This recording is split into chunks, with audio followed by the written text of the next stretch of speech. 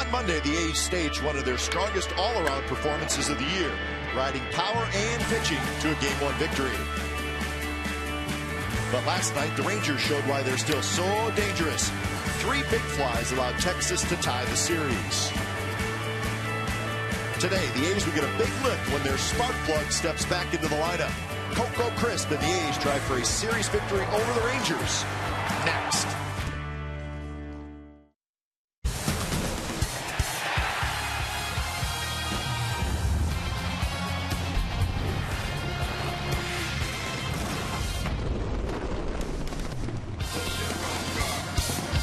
Wednesday afternoon baseball coming to you from the O.Co Coliseum. Bob Melvin signing autographs. Bob Melvin may have a little bit of a smile on his face today because Coco Crisp is back, so you can write Coco down on the lineup card, put him in the leadoff spot. That should be a lift for the Athletics. Rubber game of the series, it's the Texas Rangers and the Oakland A's. You'll see it right here on Comcast Sportsnet, California.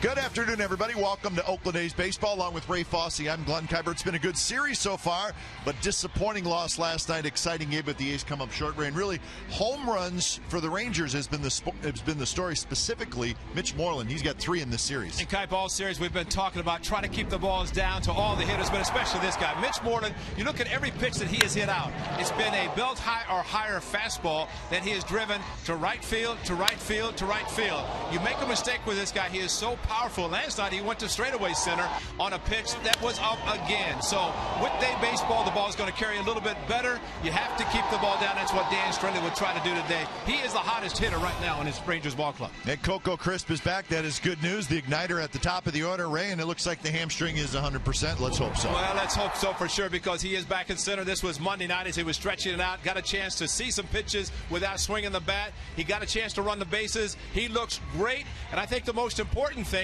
last year we saw when Coco came off the disabled list, he did not go on a rehab assignment. He started right here at the major league level. He didn't miss a beat. Let's hope that's the case today. So we're looking for a good afternoon of baseball. Again, the rubber game of the series between the A's and the Rangers. Your pitching matchup for this afternoon, Dan Straley is going to make his 5th start for the Athletics, and Alexi Agando looking for his 4th win for the Rangers. Lineups, first pitch when we come back.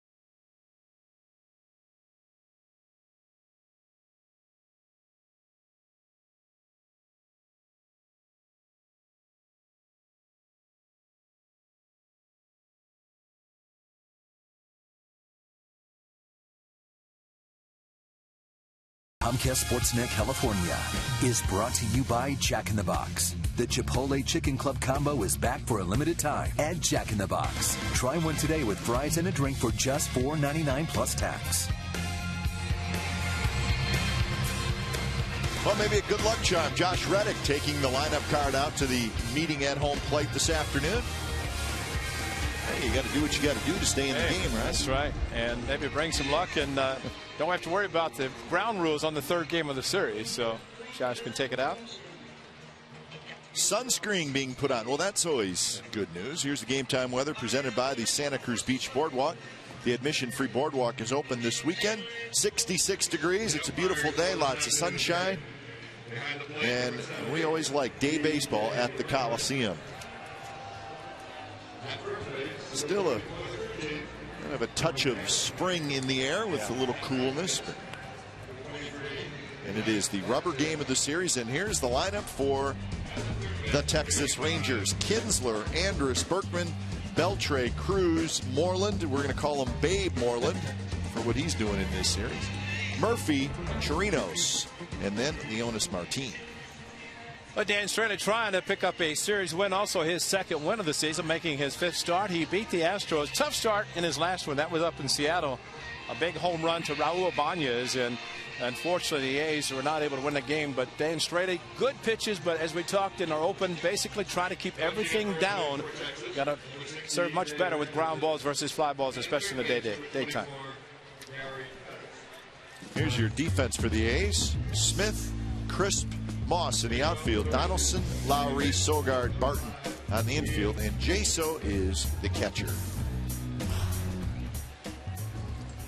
So great to have Coco Crisp back in the lineup. So coming off the disablest, the hamstring seems to be okay. Well, one thing, a real problem about a hamstring injury, especially for someone who relies on his legs, and it has to be 100%.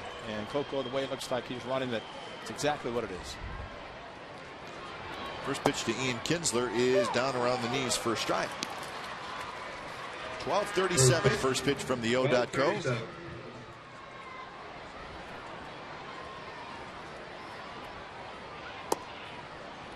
Kinsler, Andrus, Berkman for the Rangers here in the first. Rangers are 25-14, and they, along with the New York Yankees, tied for the best record in the American League. They're 14-10 on the road, so playing good baseball on the road, thus the very fine record. The Rangers will head home after today's game and have a 7-game homestand, 4 against the Tigers and 3 against the A's. So they're ready to head home after what's been a long trip for them. And the 3-1 pitch is low and Kinsler's aboard. DJ Rayburn called the first pitch of the game a low strike, actually at the knees, and Dan Straley tried to stay in that same zone, but ended up falling out of the strike zone. And leadoff walk to Ian Kinsler, and he is capable of running in addition to hitting home runs. The Rangers this year have 19 steals for the season, and this is their 40th game, so they're 11th in the league in steals, so not a huge amount of steals just yet. But they do have guys, as you said, Ray, who are very capable and are good base runners.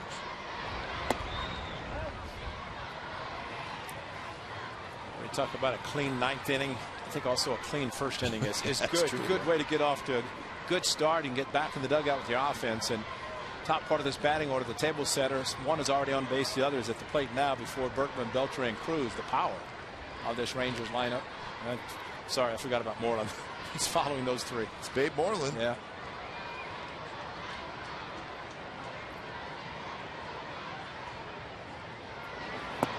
And that one misses a bit outside, and the count is 2-0. Now he's going to have to throw a strike. That indicated right there that Elvis Andrus is going to force him after the first pitch strike, but then 6 pitches after that out of the strike zone.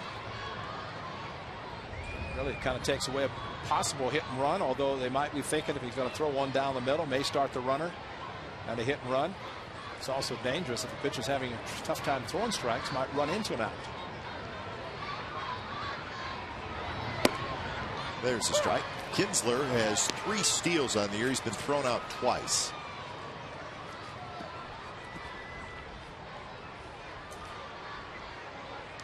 The Rangers, generally pretty aggressive offensive team.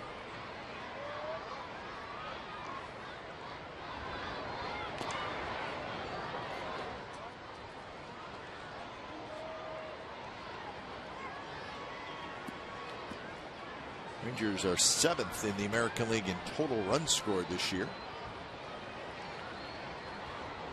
And with their home runs in the series, they are tied for the league lead in home runs. 52. Strike, 2-2. So those are some of the offensive numbers for the Rangers so far this year. And a good thing for Strady. He is keeping the ball down, just a couple out of the strike zone, but that's the best way to pitch any hitter, down in the zone.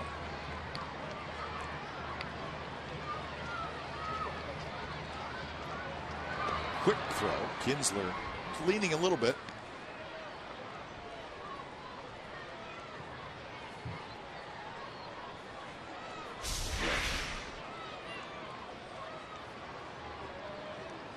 And if you go back feet first, you better make it back. Not running. And the ball is rolled toward third. Backhanded by Donaldson. Out at second and out at first. 5-4-3 double play. That is a hard double play made looking very easy because Sogard at second base, started by Donaldson. We have talked about the perfect throws that he gives a second baseman. Slider that he tried to pull. Watch this throw right to Sogard. Came across the bag. And how many times have we talked about a second baseman? So many options that he has. This is perfectly executed. Mike Gallego, a great teacher, come across the bag, get the throw, and make the strong throw to first base. And Donaldson has been spectacular at third, especially with his feeds to second, and that helped turn the 5-4-3 double play. So 2 outs for Berkman. That's a big double play because it seems very hard. You know, Gags teaches the second baseman, especially those because they have the runners coming at them with their back to the runner. But you stand there, you're going to get crushed. Sogard did it perfectly, coming across the bag to get the throw. With Elvis Andrus running, watch this, catches it, goes through and avoids the slide by Kinsler. He didn't even have to jump over him, so he got a lot on the throw to complete the double play. Yeah, a little neighborhood call. It's all right. That's what Mr. Rogers is for. You got to protect those guys at second. As long as it's the A's guy doing it.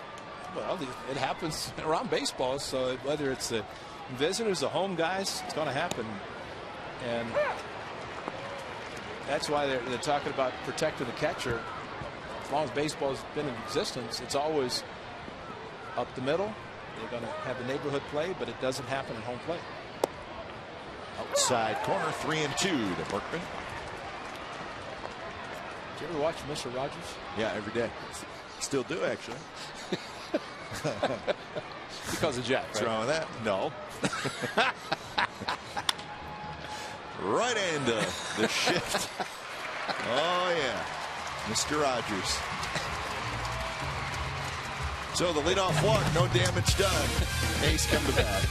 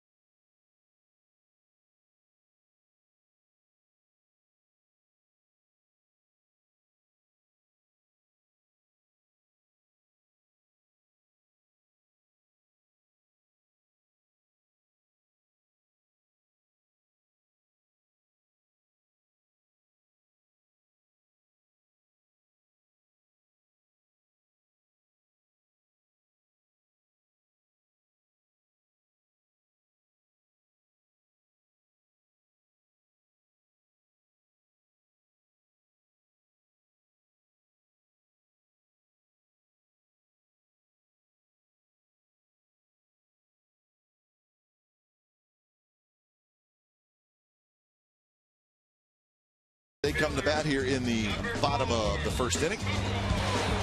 Crisp in the leadoff spot, followed by Jaso, Lowry, Cespedes, Moss, Donaldson, Smith, Barton, and Sogard. Well, welcome back, Coco, because this guy's not easy to face out of the bullpen or starting rotation. But Ogando making his ninth start last season, faced the A's out of the bullpen exclusively. But Ogando throws hard mid-90s with a fastball, 2 and 4-seamer with a slider and changeup. And he can be tough on hitters. But he's lost a couple of games, and you just have to be a little patient. As hard as he throws, he can get a little erratic as well. 283 the average for Crisp with 5 home runs, 12 RBIs. Was placed on the disabled list the 1st of May. And he, like Chris Young and Brett Anderson, was injured in that 19-inning game.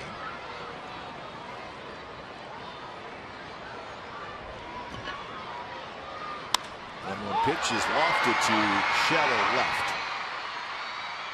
Murphy has it, and that's out number 1.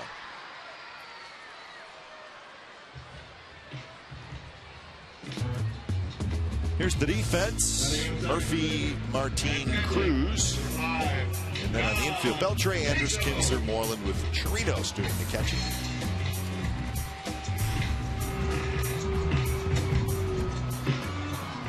So with 1 out, Jaso steps in. A.J. Prziska on the disabled list. We saw Soto first 2 games, and day game after night game. He gets the day off, and Chirinos saw him at Tampa Bay. And now with the Rangers, Mike Napoli was doing some catching, of course, now with the Red Sox.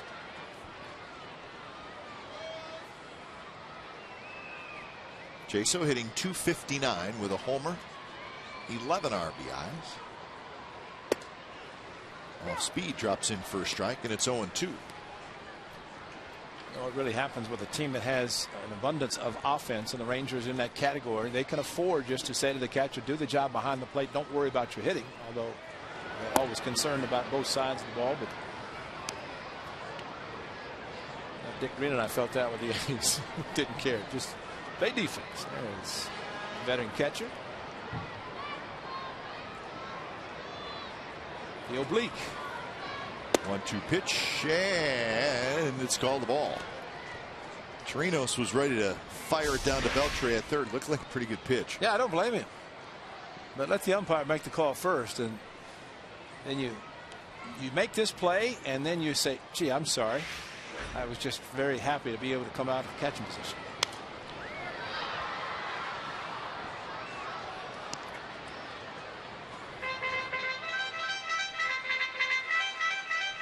Yeah, might as well take advantage of it if you get a gift for the pitch is not called strike 3. John Jaso trying to start something.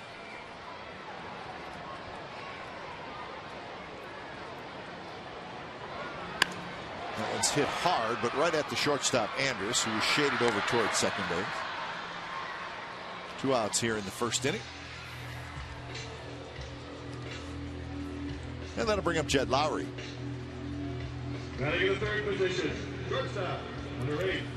Cespedes and Lowry. Donaldson, the only 2 right-handers to face this tough lefty. You can understand why. He is very tough. He's got a hard slider if you can take the pitch away, although the breaking pitch to Jaso was more of a curveball type.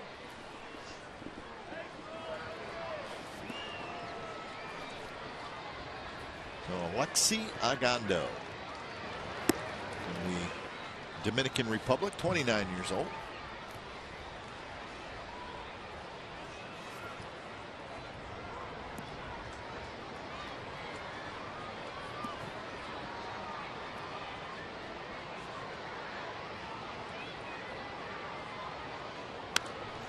Lowry's been pretty consistent, both left-handed and right-handed. Just checking that breakdown. As a right-handed hitter, 280. As a left-handed hitter, 307. Yeah.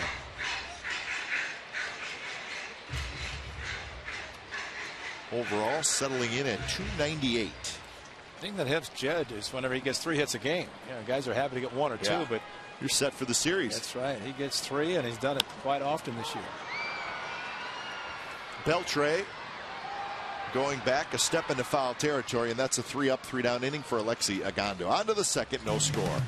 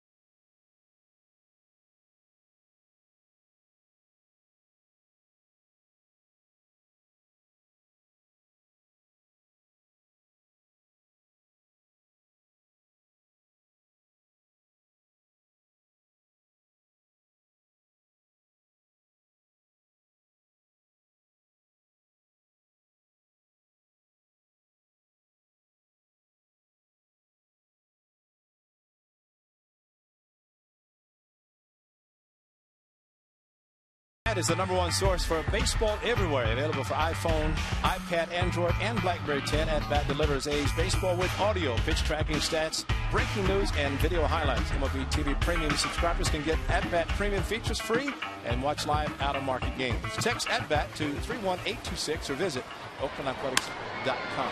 Beltre swings at the first pitch, skies one to right. And that's out number 1.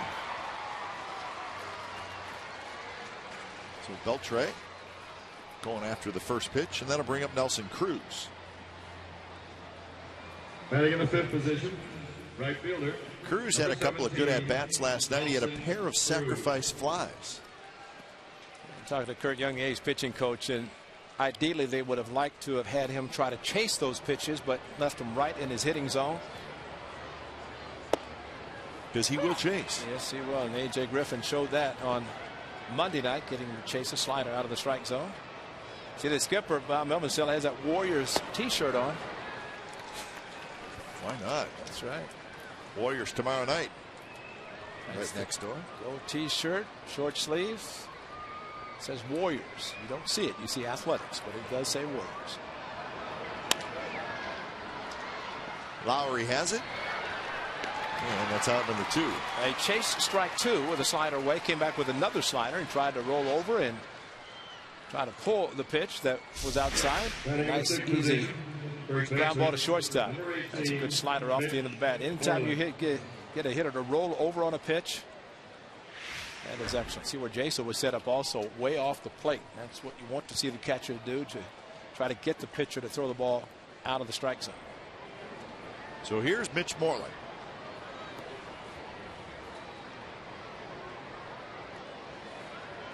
Moreland, a 2-homer game last night.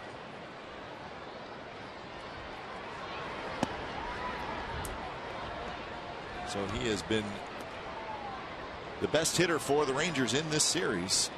Overall, 296.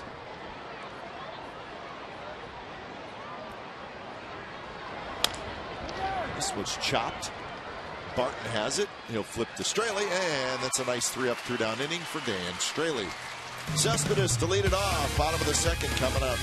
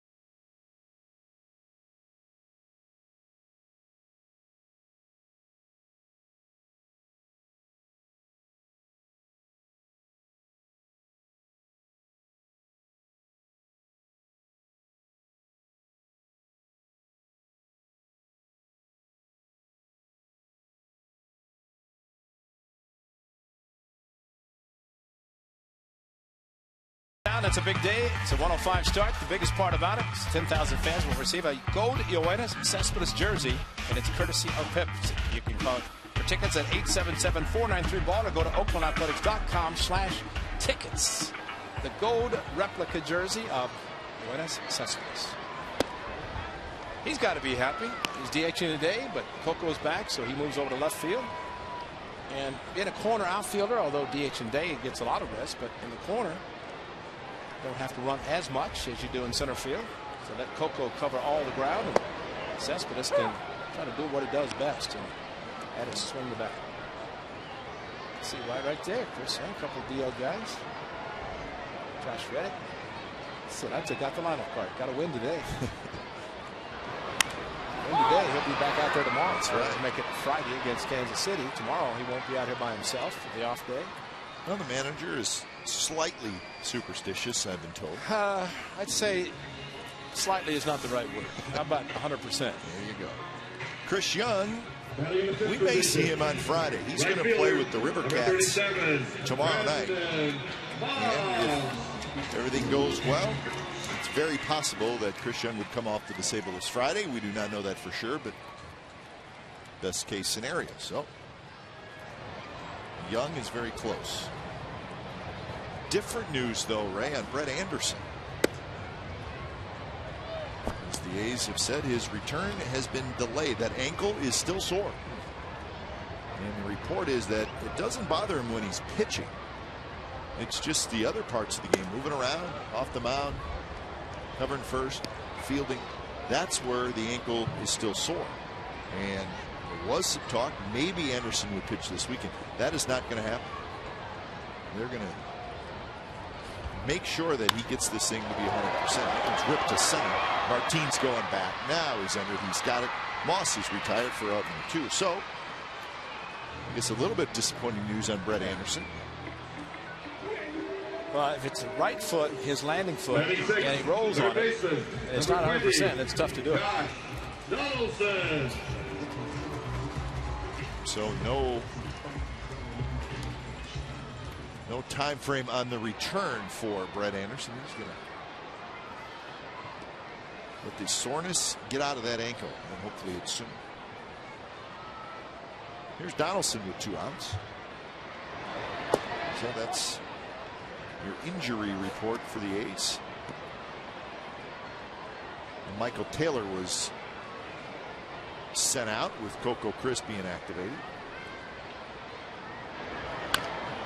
How about the outfield defense, Ray? Have you ever seen a right fielder and a center fielder play as close to each other as they're playing Donaldson? And how many squeezing the game? That's very strange looking. And how many balls has he pulled in this series against the Rangers, who employed this defense? That's surprising. Of course, Agondo does throw hard and keeps the sliders away. I guess they assume that he's not going to be capable of pulling a good fastball. Kind of giving him a lot of credit. They let go opposite field with a slider, which I wouldn't give anybody that much credit. They roll over a lot, but no, I've never seen that. And with Murphy almost in left center. And Murphy is just about in the spot where you would put a flag down that says left center. But Martine and Cruz very close to each other. Well, the amazing thing, if a ball is hit in that direction, why would you need 2 going after it? You may get a collision before you catch the baseball. 3-2 now to Donaldson. Big night last night for Donaldson. 4 hits. His batting average is now at .315. 5 home runs, 25 RBIs. Leads the league in that RBI category, or leads the team, I'm sorry, in that RBI category. And that's what a good hitter does right there. He's geared for the fastball, got a slider, although a little bit of a hanger, but kept his bat back and comfortable enough to be ready for the fastball. Gets the slider, got to protect. And a little off balance swing, but he gets a chance to swing again. That's just smart hitting. If he'd have thrown a fastball, he'd been all over.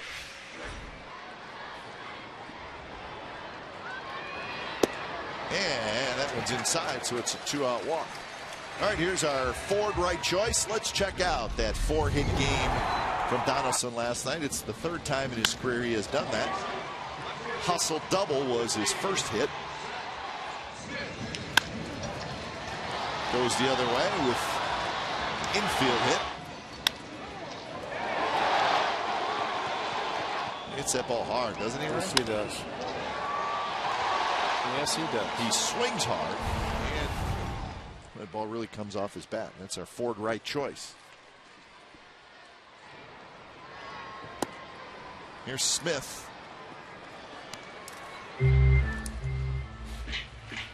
Smith has had a good series. He's 4 for 9 with a couple of doubles. Had the big hit in the 10th inning last night that got the A's to within 1 run. A's had a great chance to tie it and win it, but they could not get that runner home from third with less than 2 outs.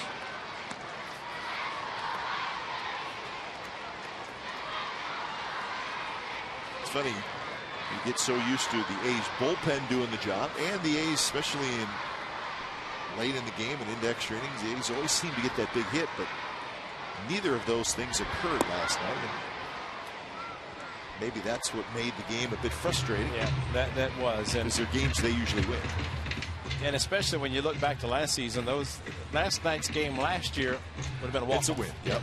It's and while it is still early.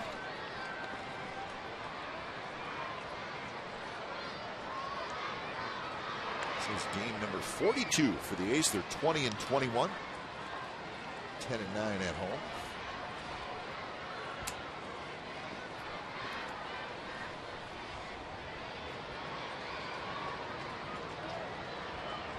One-two pitch to Smith, and he checks his swing. Blocked by Chirinos. And look at the season for the A's, and unfortunately, when they had the 6-7 games over 500, now teetering 500, game under 500, something they did last year. Bob Melvin kept saying when they were under 500, let's get to the 500 mark and stay, but they kind of back and forth. So where they are right now, considering the guys on the disabled list and starting to get guys back, that should be a plus as they do return. That one bounced, but it's just foul. Seth Smith, as he does so often against Joe Nathan, just served one out to left center. He had double because the outfield was playing no doubles, but gave up a double anyway. Seth Smith stood at second as the go-ahead run, but he never left second. Strikeout and a ground out, and that ended the game last night for the A's.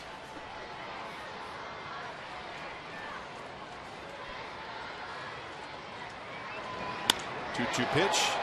Driven to center. Martin has it. Side retired. So Donaldson walks. That's it for the A's. No scores. We head to the third.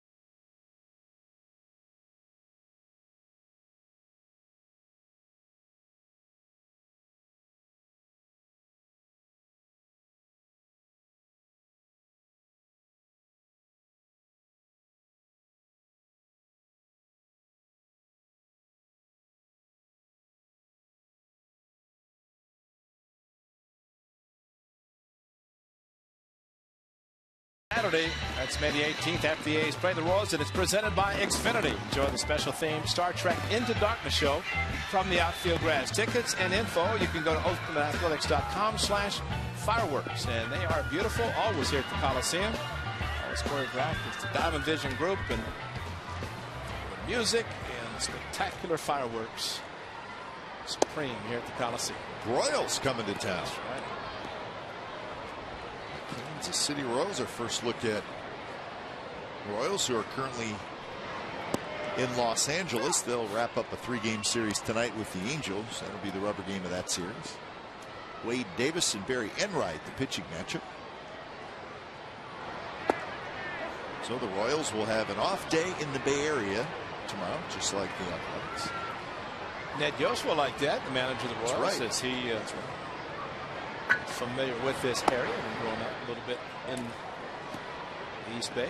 So I looked at the Royals' numbers, Ray. It caught me by surprise a little bit. They're having trouble scoring runs.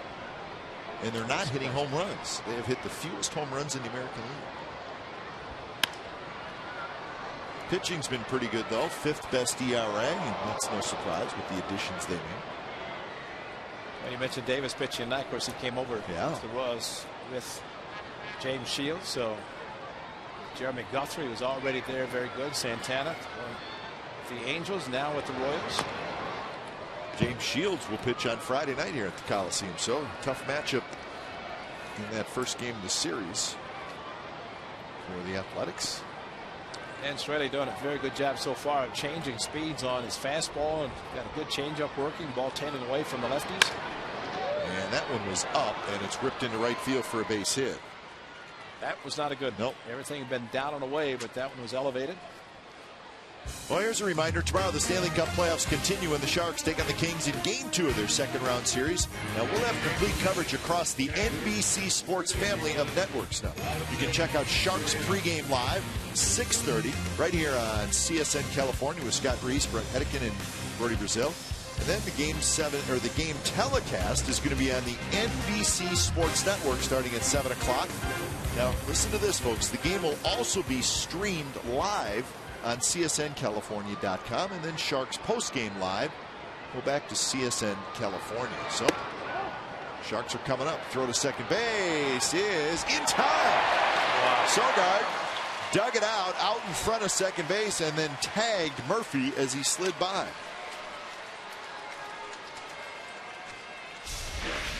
Check out the replay. Another great play by the second baseman Sogard with the ball bouncing, and he got him as the right foot of Murphy. What's the right foot? It goes airborne. And while the foot is in the air, the tag is applied. And that's a great call by the second base umpire to be able to see that instead of seeing the ball bouncing and assuming it was going to be an easily stolen base. Exmo brought to you by Cache Creek Casino Resort, and Exmo really let us know that he indeed was out. You know, when a runner has the pop-up slide, he goes back on his backside and the foot goes up instead of straight into the back. If the foot is straight, then he's safe. It wasn't, and he was out. So it's good. And a breaking ball. Robinson Chirinos is retired. So you can see the foot that's in the air. So he hits the ground, the foot is in the air, and that's the tag. And before the foot came down on the back, the right foot, it was in the air. Sogard showing the umpire, and the umpire let David Murphy know as he eats some sunflower seeds. It was out. Base hit, giant sunflower seeds, and he's ready to go. Go get him. Those are good seeds, too. Hey, you're a seed guy. Yeah. I've seen you mow through a bag or two. Get away these seeds on the bus. Flying everywhere. No, I don't.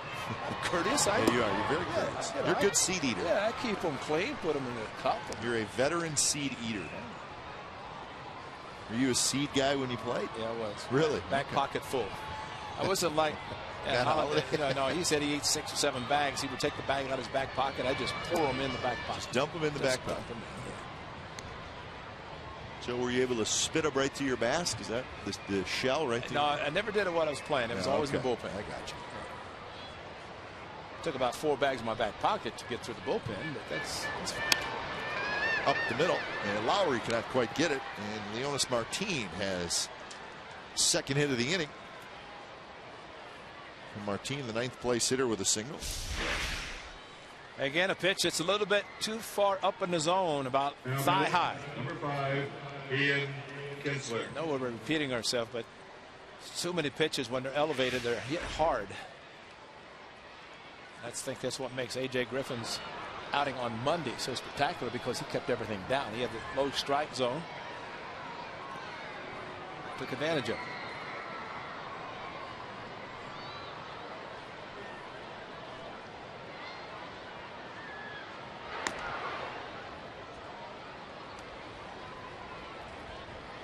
Martin does not have a stolen base this year.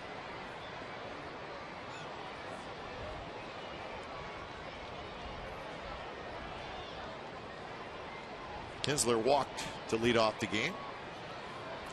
Runner goes, pitches a strike, throw to second base, not in time. So Martin gets his first stolen base.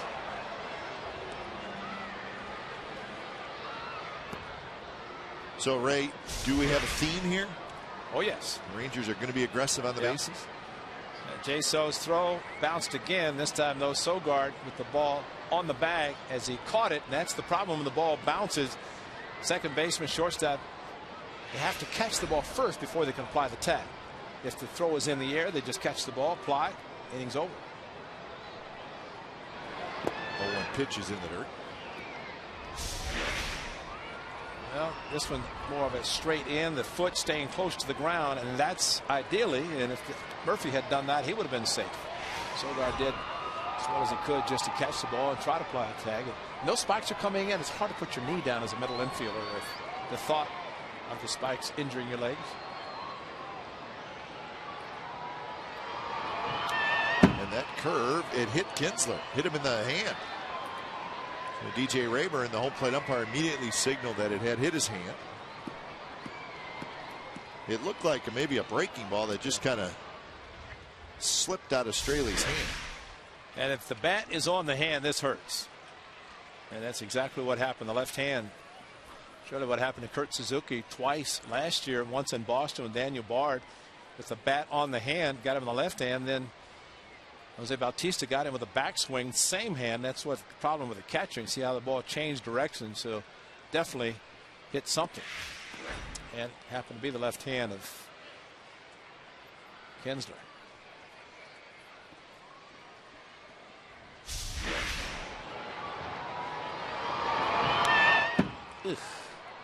We heard it. Yeah. There's a distinct sound where the ball hits the body versus the bat. Yeah, the bat sounds a lot better. Now batting, number 1, Elvis Andrews. And if it ever sounds like it's hitting a bat and it's hitting the skin, that's not good. No.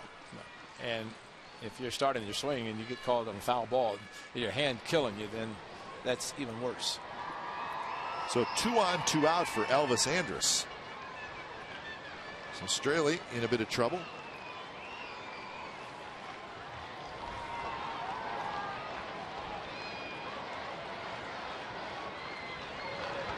And that hit Straley, or that hit Andrus. And that's a slider that didn't slide. So Andrus will take the slow walk. You don't see that very often.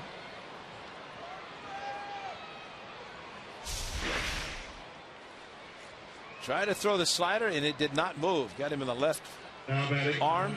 Remember last night with Joe Nathan going to the back of his neck?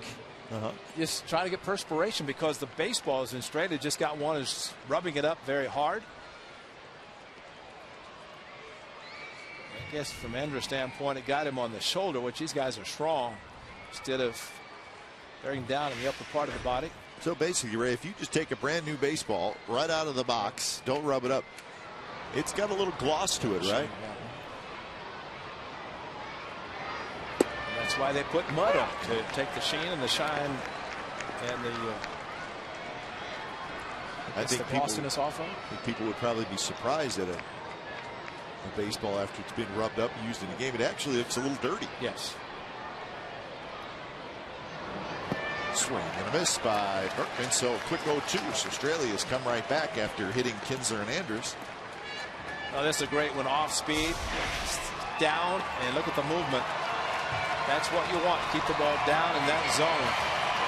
Less likely it's going to be hit.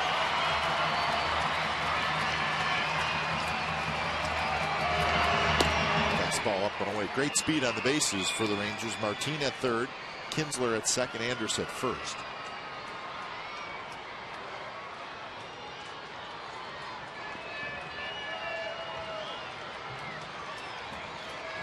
Berkman grounded out to short on his first at bat. And that one's ripped down the right field line into the corner, and it is foul. Wow. By a very small margin. all 3 runners had actually made it to home plate. Yeah. The ball was up in the air a long time, and it just landed foul. Breaking ball that Berkman just fortunately from the A standpoint got out in front and pulled it, hooked it.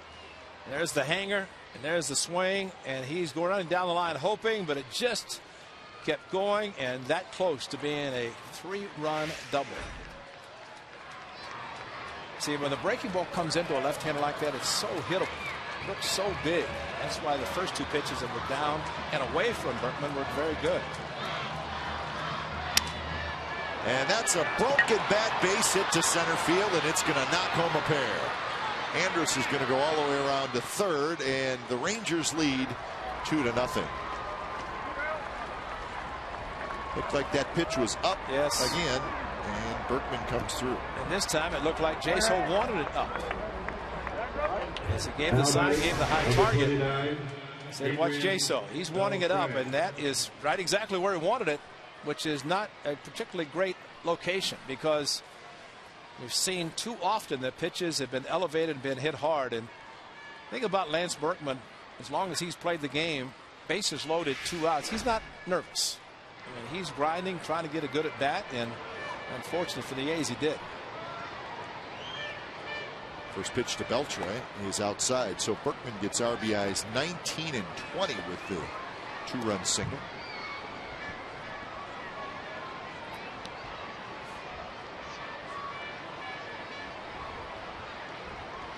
Beltre swung at the first pitch, his first at bat, and hit a fly ball to right field.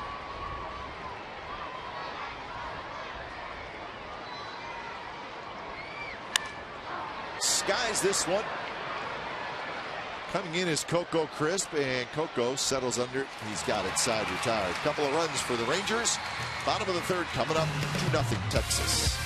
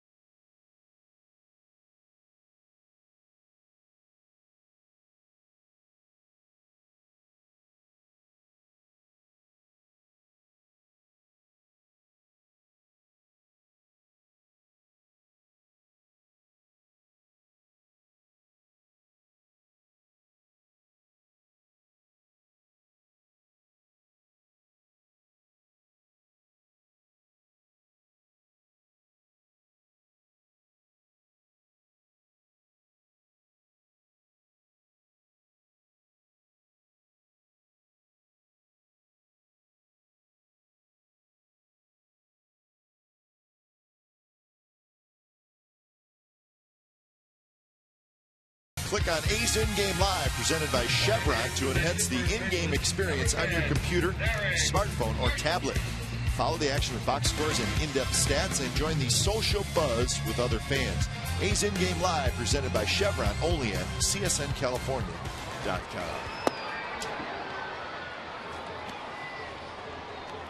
Barton, Sogard, and Crisp here in the bottom of the third for the A's against Alexi Agando. Agando has allowed 1 base runner. It was a walk to Donaldson last inning.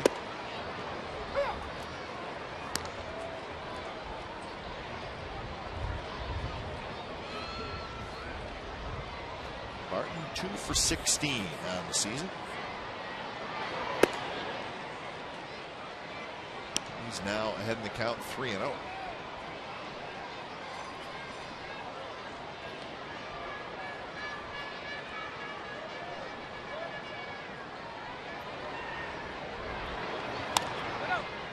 3-0 pitch. Barton swings at it, which is 3-1. Excuse me.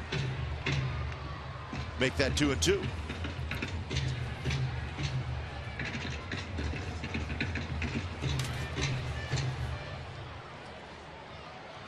So I got the count right now. That's right. 2-2. Now it's 3. All right. Just walk me along, right? So, no, just let Ogondo keep walking him. Maybe something will happen with a walk.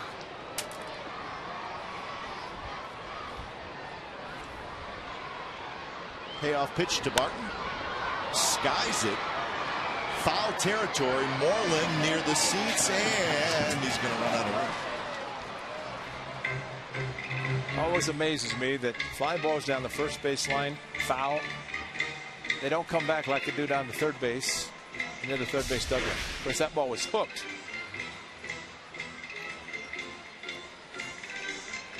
Sunglasses, it is a little bit bright, although they kind of overcast a little bit, but day games at the Coliseum, have sunglasses someplace, usually on your eyes, or flip downs, flip ups, flip downs.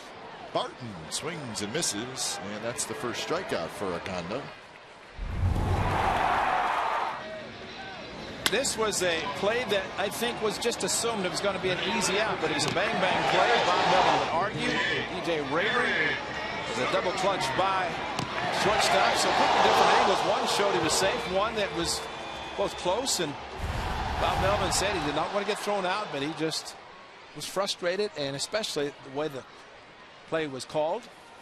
It was kind of an automatic, and unfortunately with an easy ground ball, you assume it's going to be an easily automatic out, but not necessarily the case, especially when a base runner hustles. Well, originally I said, yeah, it looked like he was out, but the next couple of replays that we looked at, it showed that I think he was more safe than out. Exactly. Very, very close play.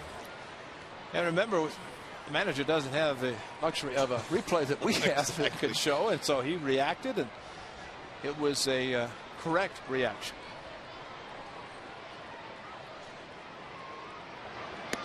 Fastball high to Sogard.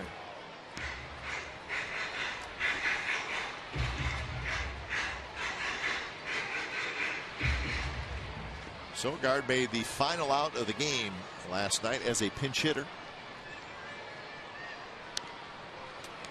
Pinch hit for Adam Rosales against Nathan. Hit a ball hard, but and that's a difference of 2 outs, because if just 1 out, Kinsler would have been playing closer for a possible double play. The ball would have gotten by him, but he was allowed to play deeper, actually on the outfield grass, slightly for the pull, and made a very good play. Sogard staying alive.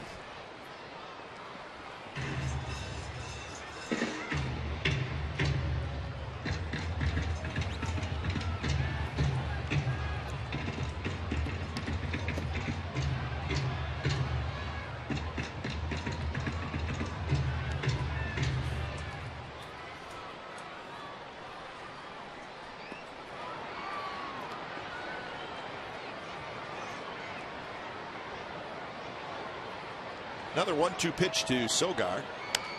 And off speed, popped up. Anders has it with a little help from Beltran. You see Beltran.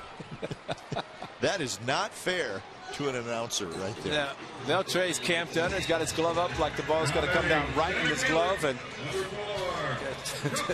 Andrews. I will not be deked by Adrian Beltran. That's right. See if you can watch Beltran as the ball is going to the shortstop. Beltran, watch this, puts his glove up. He's actually just shading his eyes just in case a ball is hit to him. I think he's doing what he does best. He's having a good time. That's right. On the ball diamond, which is great. First pitch to Coco Crisp, outside corner for a strike. Crisp hit a fly ball in the left field, his first at bat since coming back from the disabled list.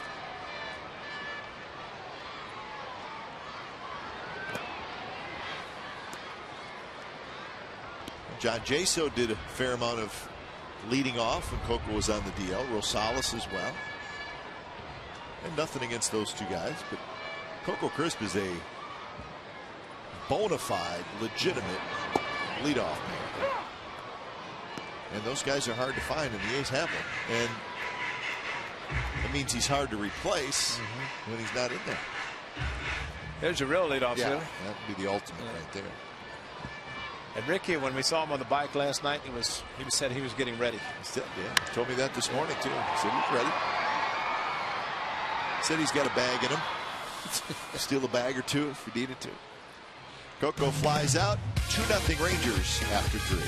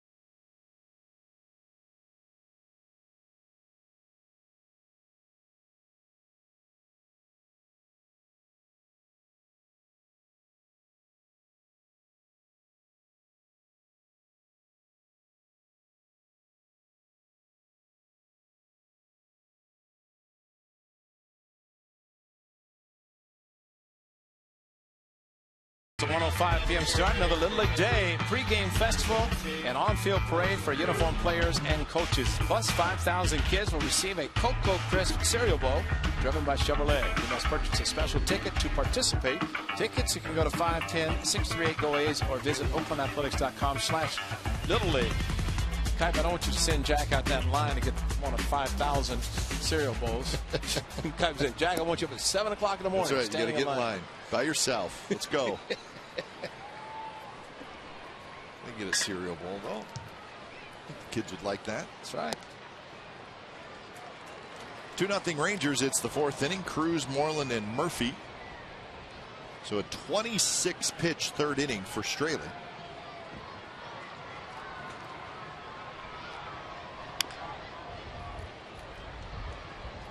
It was Lance Berkman's 2-out bases loaded single that knocked home a pair.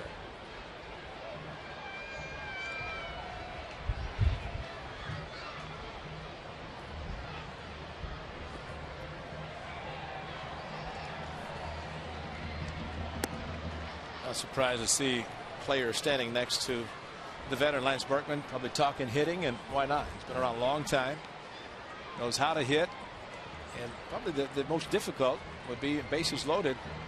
A lot of hitters just don't realize the pressure's on the pitcher, not necessarily on the hitter.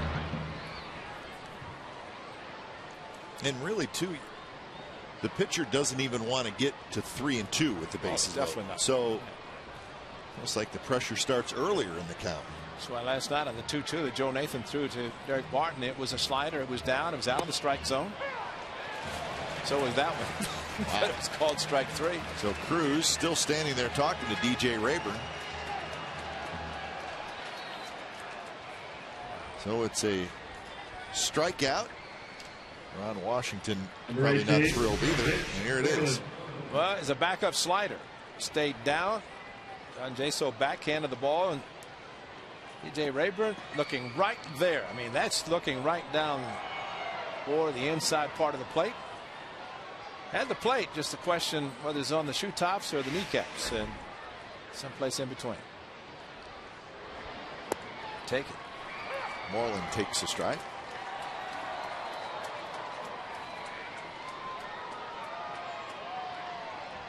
Moreland grounded out to first. First at bat.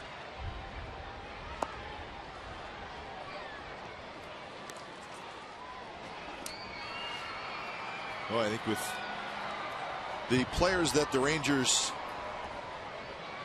lost from last year, of course, you know the names, Napoli, Young, and Hamilton. How big is it for Mitch Moreland to have a good season? Hitting toward the back end of the lineup, 6th, 7th in the order. That's huge.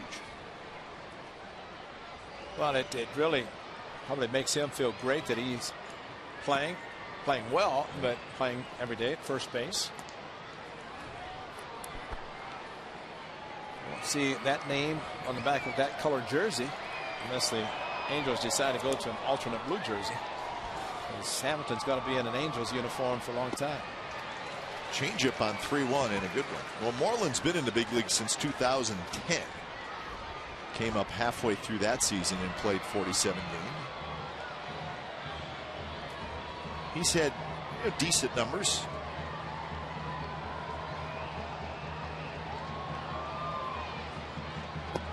In fact, if I remember correctly, Ray, I think he made his major league debut against the Athletics. Yep.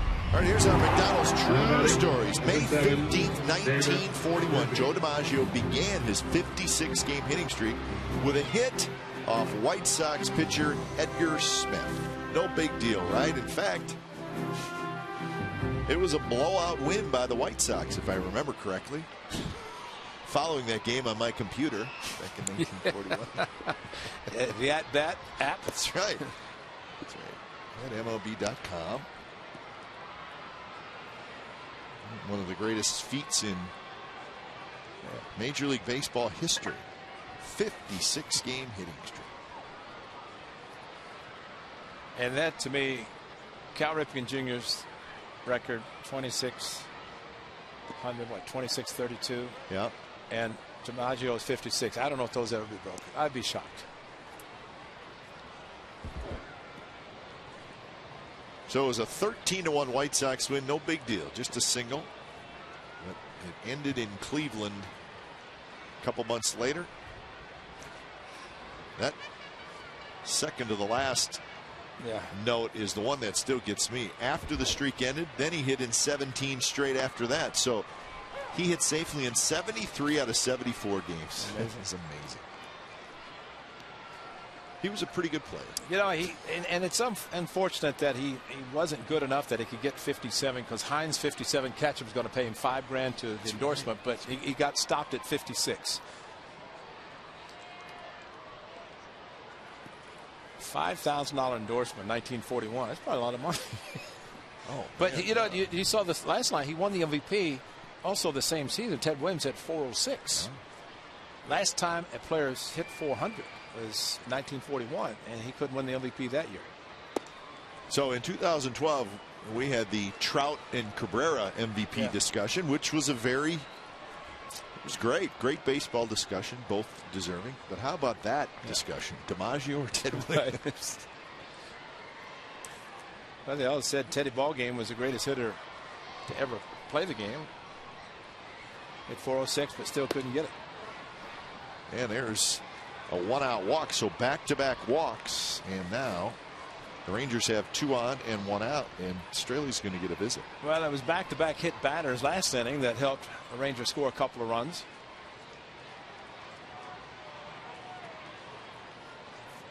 So the hitter is Robinson Chirinos.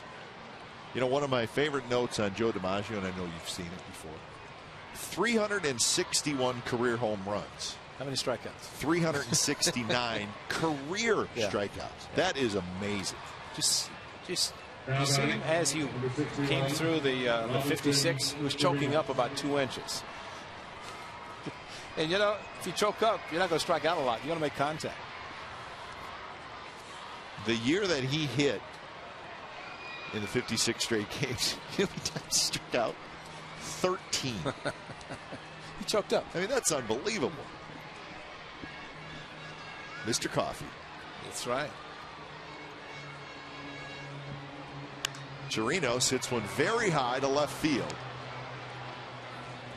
Smith moving to his left. He's got it. Runners bluff. Stay put. So Chirinos is retired on a high fly ball to left field. 2 outs. You know, Brandon Moss Sunday in Seattle. You think Joe DiMaggio ever struck out 4 times in a game? No. Brandon Moss faced the lefties and Saunders, and then came back on Monday night before he hit the monster shot to straightaway center. He struck out 5 consecutive times. But in the case of Brandon Moss, he said, I just want to see the top of the ball because I figure if I keep my eye on the top of the ball, I'm going to be able to drive it. And he did. Imagine Joe DiMaggio hitting in 56 consecutive games. He saw the top of the ball. He saw a lot of baseball. And that's when they had the cameraman. Can you imagine Michael Zagaris out near the on-deck circle and beyond, you know, up the line, taking pictures of him trying to... I can imagine him doing it right now. Yeah, if they didn't have him stuck at the camera well over there. And that one scoots away from Jaso, and it's going to be Straley who ends up tracking it down, and both the runners will move up. Jaso looked up for it, could not find it, and Straley hustled after it. There's a curveball, and Jaso, watch where the ball hits. It hit his left shin guard and then didn't know where it was. That's a terrible feeling, a horrible feeling, and fortunately Straley aggressively went after it, and Jaso stayed at home plate in the event the runner, in this case Moreland, who is not going to try to score on that.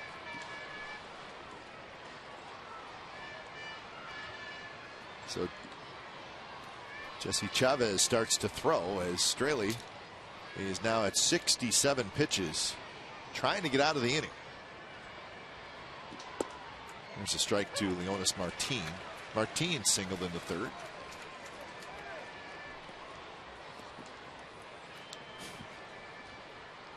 So we're told that Joe DiMaggio, the most he ever struck out in a game was 3 times, and he only did it once. And I bet he was hacked off, but he struck out 3 times.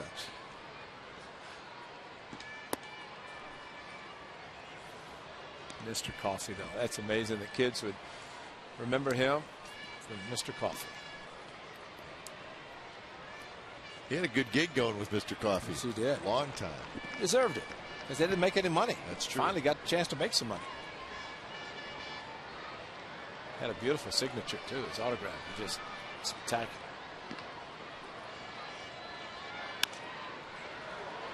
Smith coming hard. He's going to get there. Makes the catch. Side retired. So Straley gets out of the jam after walking a couple. Bottom of the 4th coming up. It'll be Jaso, Lowry, and Cespedes.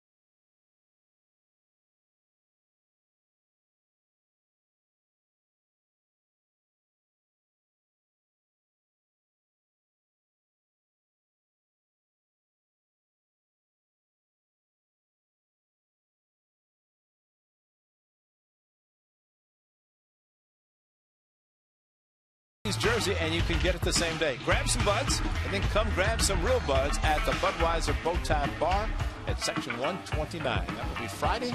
The A's, after enjoying their off day at home tomorrow, will resume play against the Royals. And remember, teams only come to the Coliseum out of the Western Division. They come one time. Yeah. The Central and the East, you get a chance to see those teams, but Nice crowd today to watch their own team, the Oakland A's, in the series finale. And that's not going to change. That is the way the schedule is, and it's probably going to stay that way.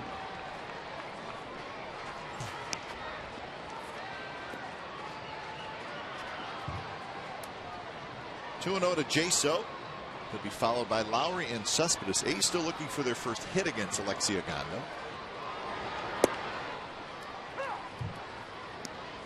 Rangers have not been able to,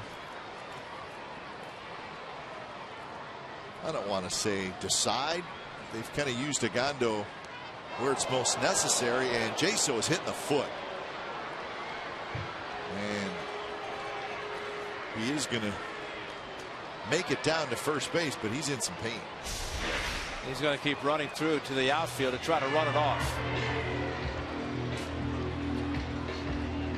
And the catcher takes a lot of bumps and bruises. I actually got him cut to the right shin, right below the knee, and the right. Watch the right leg. Shin. Let's hope he got a lot of the muscle. Well, that's not only that. Get to see an X mode, Chase.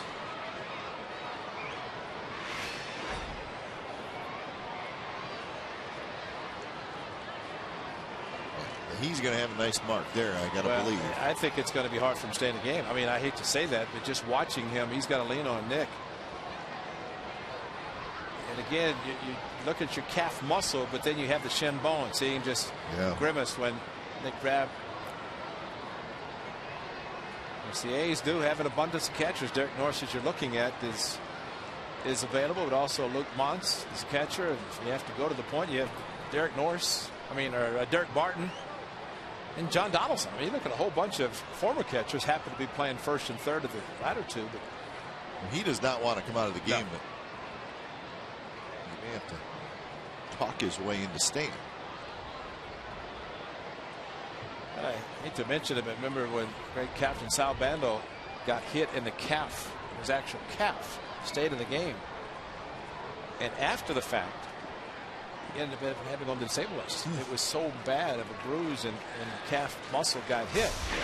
But this one, take a look, it's got some white uniform, but got him kind of right on the side between calf muscle and the shin bone.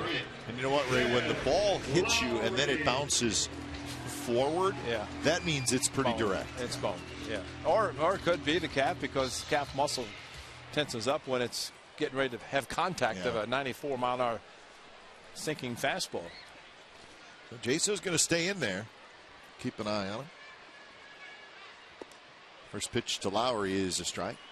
Best thing Jed could do is hit a home run so Jaso could trot. I think if Adam Rosales was hitting now, and even with a home run, he'd chase Jaso down and push him. Because when you run the bases in 16 seconds hitting a home run, that means the runner in front of you better hurry. Jaso experienced that during spring training when Rosales hit a home run. I think I remember that. Yeah, he was trotting, and Rosales had to stop, almost stop behind it to let him continue, because Rosie doesn't do anything slow motion. Exmo, I don't even know if Rosie can even. He would be fast in Exmo.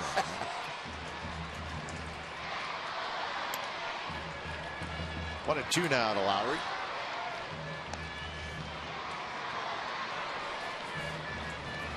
No, Adam Rosales would not be a good spokesman for Exmo. No.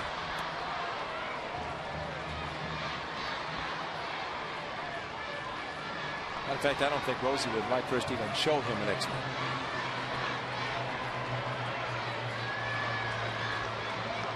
One-two pitch to Lowry. Will be playable for Beltre as he eases into foul territory, fighting that sun, even though the sun's not necessarily out real bright right now, but it is still tough, and it always seems to be tough right in that area, Ray. Yeah, all the foul territory, and again with the left-handed bat, the ball will come back from the dugout, foul territory back towards the line. But I was getting greedy saying Lowry hit a home run so Jaso could trot, but I think the A's would love to just get a hit, period. They've been hit, and they've walked a couple of times, but actually just one walk, one hit batter.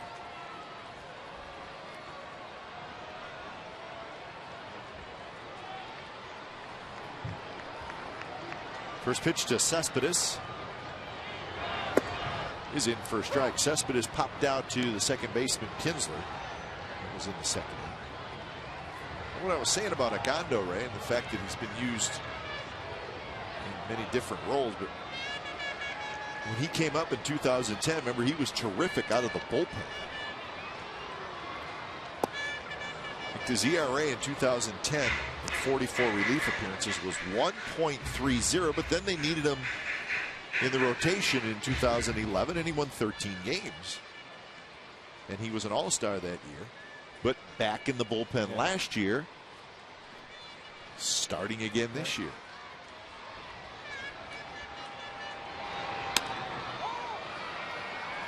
Be a tough play. Kinsler gets back there, turns around, makes the catch. And he's done a good job in both roles. Do you think he's better in one or the other? He was dominant as a reliever. Well, I think he's probably best suited for the bullpen, but what he has done and been able to stretch out his arm to be able to go some innings. And this is just an 0-2 slider, not a very good swing by Cespedes, and really not solid contact by anybody so far today. Probably more solid contact on Jaso's right calf than the A's making contact with the bat. But that year he was a starter in 2011, pitched 169 innings, had an ERA of 3.5. Well, I think for Ron Washington, Mike Maddox, and they talked earlier in the season with Kobe Lewis going to be coming back, Matt Harrison on the DL. As Tyler Feliz, they don't know what's going to happen with him, but Mike Maddox, of course, excellent pitching coach, will have some options to make with those returning starters, and maybe at that point, depending on the bullpen, and it's a nice option to have Ogando back to the pen and leave him in the rotation. Yeah, that's a good point, because they're going to have some starters coming back, not just one, but 2 or 3, maybe more than that. Soria and the reliever. Well, the Rangers do have some pretty solid reinforcements coming off the disabled list, which will be different times this year. Strike called, 2-1. So I'm sure they're happy about that and where they are in the standings.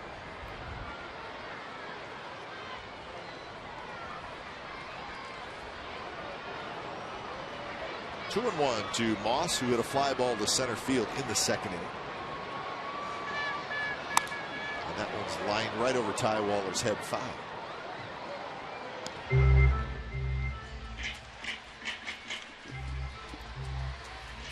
And the Rangers really shifted toward left center for Moss. Murphy shallow and left. Swung around on the infield as well.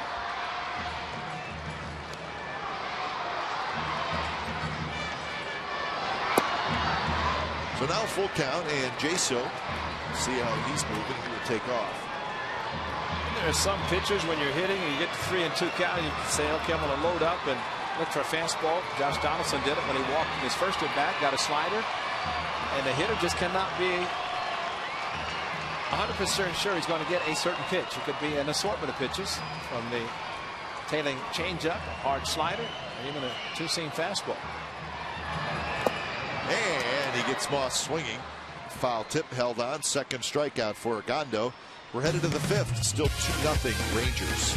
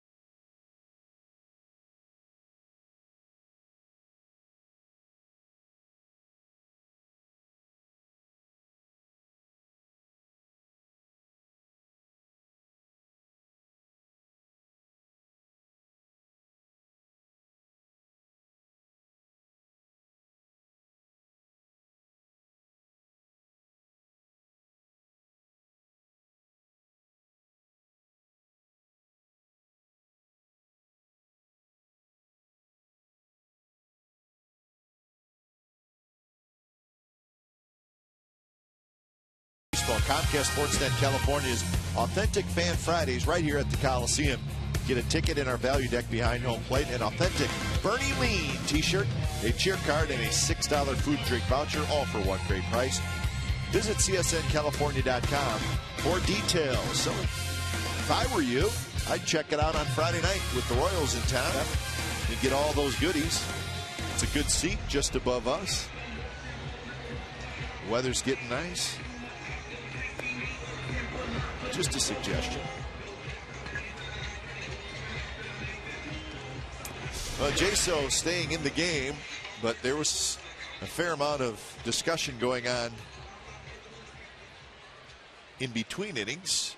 They checked that shin area, and Norris, just in case, trotted back to the dugout. He's out in the bullpen, but Jaso's staying in. And we talk about pitchers and their push off and landing foot. How about a catcher? And Jaso, it's his right leg, so it's a push off for him when he throws any place. Pitcher trying to throw out a base runner. Not to mention, you got to go into the squad immediately. Exactly. That can't feel all that great. And when he ran out from the dugout, he was limping. Yeah, that you feel. That cannot feel good.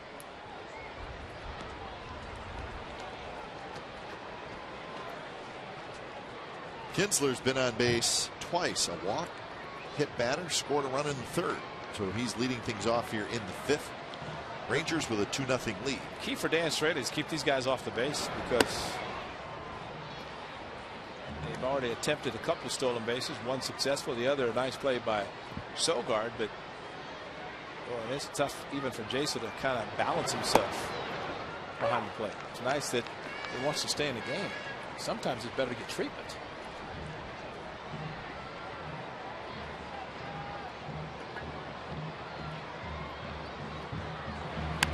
Kinsler slowly hit towards second. Sogard has it, and that's out number one. Dan Straley, a good breaking ball, good slider, and this is what happens when he throws it well. There's a 5-4-3 double play rolling over, and there's another Nelson Cruz rolling over on the pitch, and strikeout with a slider away. But then there's one that hit Kinsler, another one that hit Andrus, and one that bounced in the last inning. That was with center fielder Martin at the plate. So 3 very good sliders, but 3 not so good. Unfortunately, the 2 hit batters helped contribute to the 2 runs scored by the Rangers in the game, and that's where it stands. 0-1 to Andrus. Saw him get hit by the pitch, and he kind of waves at that breaking ball. So now that was a better breaking ball. Breaking sharply down and away. So 0-2. Michael Zagaris showing off the pipes, the guns. Lowry charges, flips on the run, and the throw is wide, and it pops out of the glove of Barton after there was a little collision with Andrus. So Andrus is going to be aboard. The throw pulled Barton off the bag. Yeah, threw him up the line, and Lowry, because of the speed of Andrus, had to hurry. You see the offline throw, and Barton really never got it clearly into his first baseman mitt. You see the snow cone, and you cannot, with a first baseman's glove, grab it and hold it. Number 27. It's like an outfielder catching the webbing. There's no hand to be able to clutch it, and as a result, the impact knocked the ball out of his glove. So it goes as an error on Lowry. He's had a couple of errors last night. So we'll see if Andrus takes off. He's the best base stealer of all the Rangers. He's 8 for 9 in steal attempts.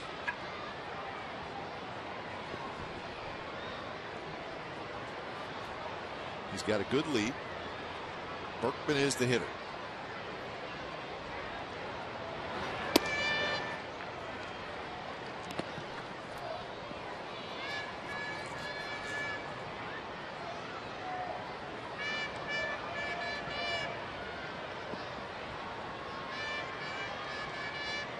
Not good when a catcher has to put his glove down on the ground to balance himself in the catcher position.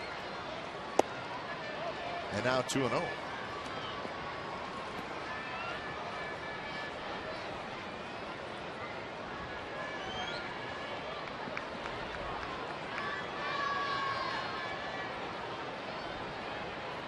We'll see if Andrus takes off here, and he does. Berkman taking all the way. Throw to second base is just a bit late, and Andrus has his 9th steal. And the pitch was called a ball. He has a lean towards second, and Berkman taking it all the way. Good throw by Jaso, just late. So you have a combination. For some reason, Elvis Andrus was looking back. Maybe on the 2-0, it was a green light stolen base. Instead of just assuming the hitter was going to take the pitch, he ended up taking it because he was out of the strike zone. But if you're stealing a base, there's no reason to look back. It's going to slow you down.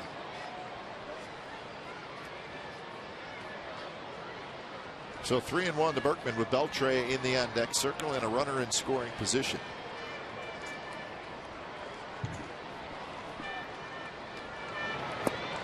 And it just missed, and Berkman has the walk. Seems like as Berkman took off to first base, T.J. Rayburn's right arm almost came up, and he said, well, Berkman thought it was a strike. Yeah, it's just like with Ted Williams. Ted Williams took a pitch, it was a ball. That's right. Catchers were actually told that. Why? That was a strike. He said, Ted doesn't swing, it's a ball. Makes everybody's job easier. Right. Chavez is going to get up again. That's Chavez to Chavez. Look at that. Yep. Casey, and that's pretty good. Jesse, Casey. First pitch to Beltre is right there for a strike. So 84 pitches with 1 out in the 5th inning for Straley.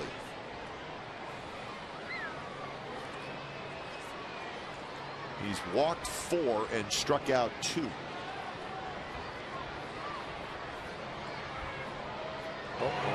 Andrus runs, throw to second, throw to third base is not in time, and a head first slide. Andrus gets in.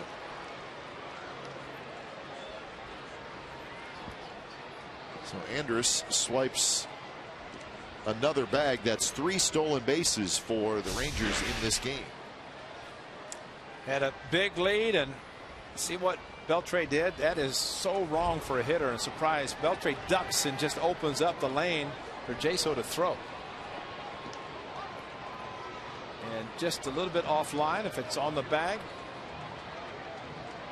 Thompson had to bring it back. Tried to block off Andrus as he went into the head first slide. Count is 0-2 to Beltre.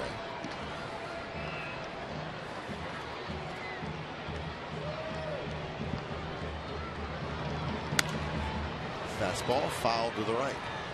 I can't remember who it was for the Houston Astros, but the Angels were playing the Astros. Runner at third. Hank Conger was the catcher. And the runner took off to third. The hitter stood right at home plate. Conger hit his helmet with the ball. Bolted down the left field line. That's what a hitter's supposed to do. You don't duck to give the catcher a chance to throw over you. You want to stand there, make him throw around you. In the case Conger tried to throw over him and hit his helmet. And Beltre on an 0-2 pitch lines it to center for a hit. Berkman is going to head around second. He's going to go to third. So an RBI single scores Andrus, and it's 3-0 Rangers. Berkman knew Coco's playing deep, knew he does not have a real strong arm, and he easily went to third. See the location of the pitch again? Up to Beltre.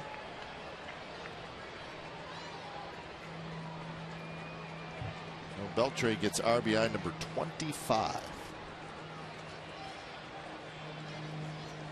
So Bob Melvin's coming out. When it's time for a change, think Speedy Oil Change and Tune-Up, your oil change, tune-up, and smog experts. Your attention, please.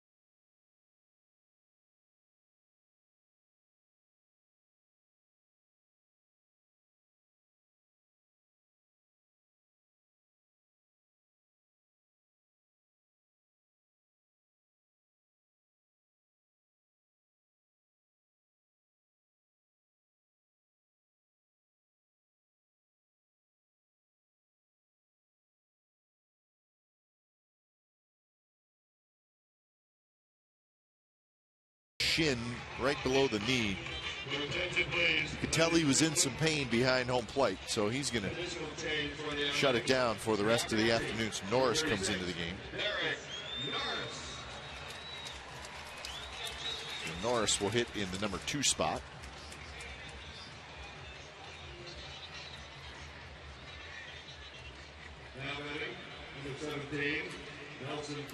So Straley is done after 4 1/3. Jesse Chavez has got to keep this right where it's at. Well, and sadly, this started with just a routine ground ball 0-2 to Andrus and resulted in an error and a couple of stolen bases. And he scores on the high fastball to Beltre on the 0-2 count. And now 1st and 3rd. First pitch to Cruz is driven to left. Smith going back near the wall, and it is gone. A 3-run homer on the first pitch that Jesse Chavez throws, and just like that, it is 6-0 Texas.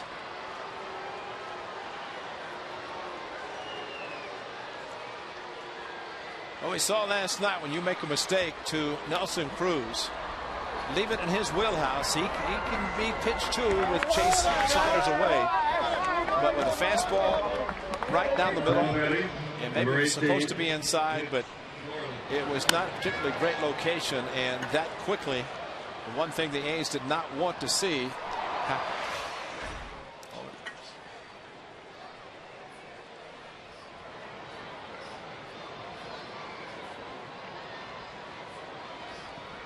So Cruz, his 10th home run. He now has 32 RBIs. And here's Mitch Moreland. Still only 1 out here in the 5th.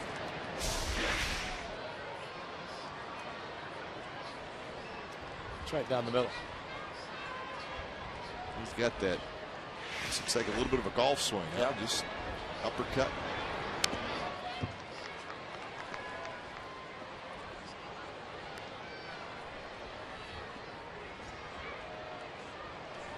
Straley, 5 runs allowed, 4 earned, so you can close the book on Dan Straley.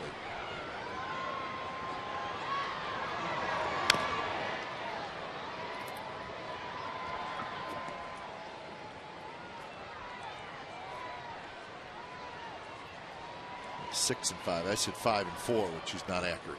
6 runs, 5 earned. No, you were right, because this the last one, right, Chavez. Yeah, you were right the first time. You're right. Yeah, Chavez home run. Chavez that's is his. his. Yeah. That's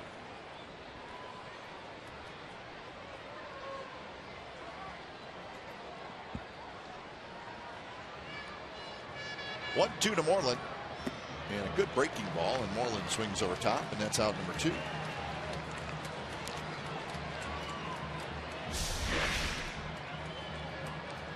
And that's a good breaking pitch, and you have to wonder. First ball fastball hitters, and Nelson Cruz is in that category. Got a first pitch fastball and one swing of the bat. The A's were hopeful that it was just going to be a sac fly. It was a longer fly, and ended up scoring all 3.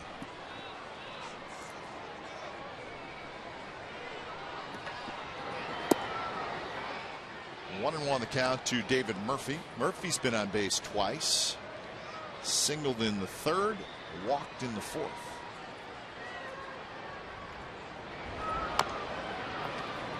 Out in front, it's going to be a tough play. Norris throws, and they got it. Nice play by Norris. Barton kept his foot on the bag.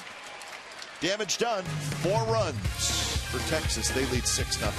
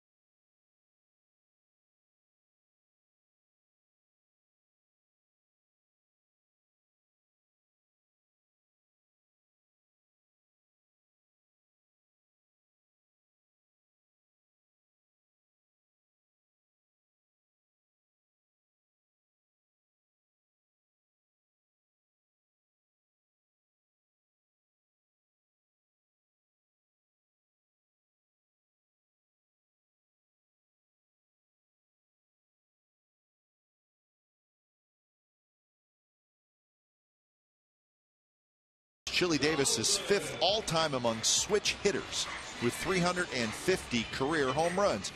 Who are the top 4? Good question. Think switch hitters.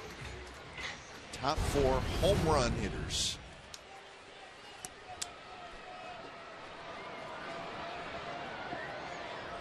There's always a couple that pop into your head immediately. Like Mickey Mantle? The Mick. He's always the first one. Got to put Eddie Murray. I'm just throwing out names. Yeah, here, Eddie Murray is a very good switch hitter. Certainly be a good possibility. You know, speaking of Eddie Murray, he was a late switch hitter. What do you mean late? Late in the sense that he learned how to switch it late, almost in the big leagues. Oh, really? I did not know that. I remember Pat Dobson catching him, and Murray came up and said, "You got to be kidding me! This kid's just learning how to hit left-handed." And so he's a right-handed hitter. Yeah, hits a home run. And he was a great one back in the mid-70s.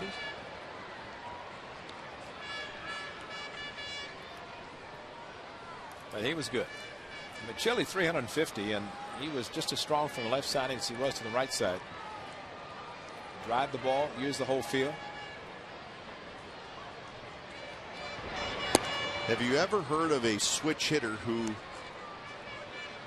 is naturally a left-handed hitter and learned how to hit right-handed? I don't think it ever happened. I think it's just the opposite. You're right. Coco's good, but I don't think he's in that category of the number. And that's a strike 3 call by Donaldson, so he strikes out. He did not agree with the call. Nobody's in agreement with DJ Rayburn. Well, one thing the A's have to look for now is just trying to get a base hit, because Ogando is throwing a no-hitter into the 5th inning. Josh could have thought a couple of different things, outside or low.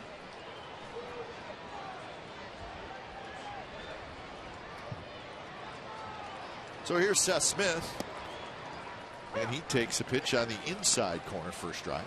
Right, Jamal Weeks during spring training game hit a home run from both sides, and he was all excited. Chile said, "Been there, done that." A couple times. Yeah. Check the back of the baseball card. I mean, when you're a hitting coach and you can take your hitters and you can say, "Let me show you, and I'll go in the batting cage myself." I think that's something I always look at in today's world, that hitting coach actually gets in the cage. I think Chile said, if my legs would work, I could still hit now. Oh, he's completely convinced that he could still hit, and I would not argue with him.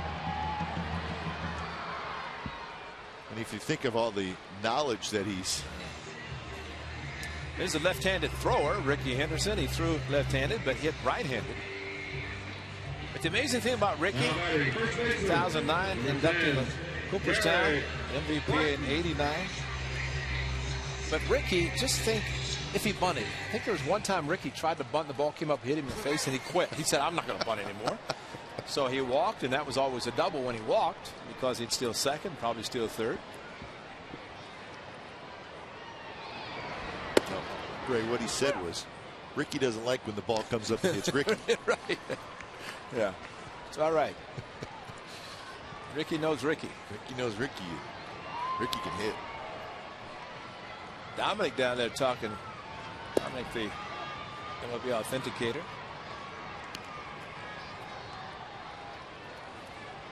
Now I want Dominic on my side if there's any trouble. Yeah. Eric Farrell. See, even Eric's learned how to hitting. Ricky teach hitting to anybody. Ricky knows hitting. Catcher Chirinos up against the screen. Now he backs off a little bit right near the on-deck circle. Stays with it, and he makes the catch. Ogando has retired 6 in a row, and we're moving to the 6th. 6-0 Texas.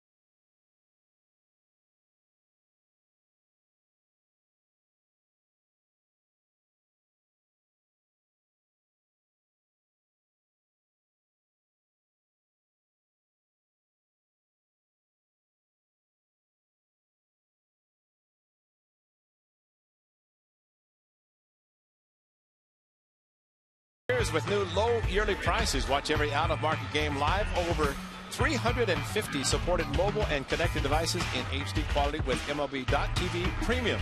Visit MLB.TV today. MLB.TV, baseball everywhere.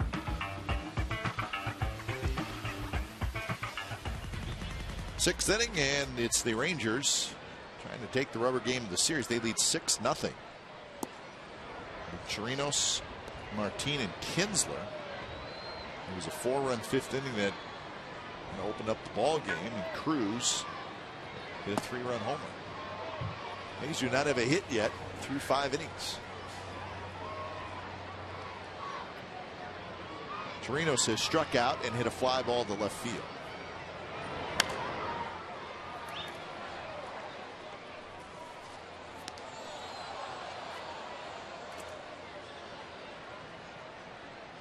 The Rangers have hit 5 home runs in this series, and all of them seem to be big home runs. And they've hit them at the right times, exactly. So they now lead the American League in home runs hit. 53. The Jays have 51, the Indians 50, and the Yankees 47. Those are your top 4 home run hitting teams in the AL.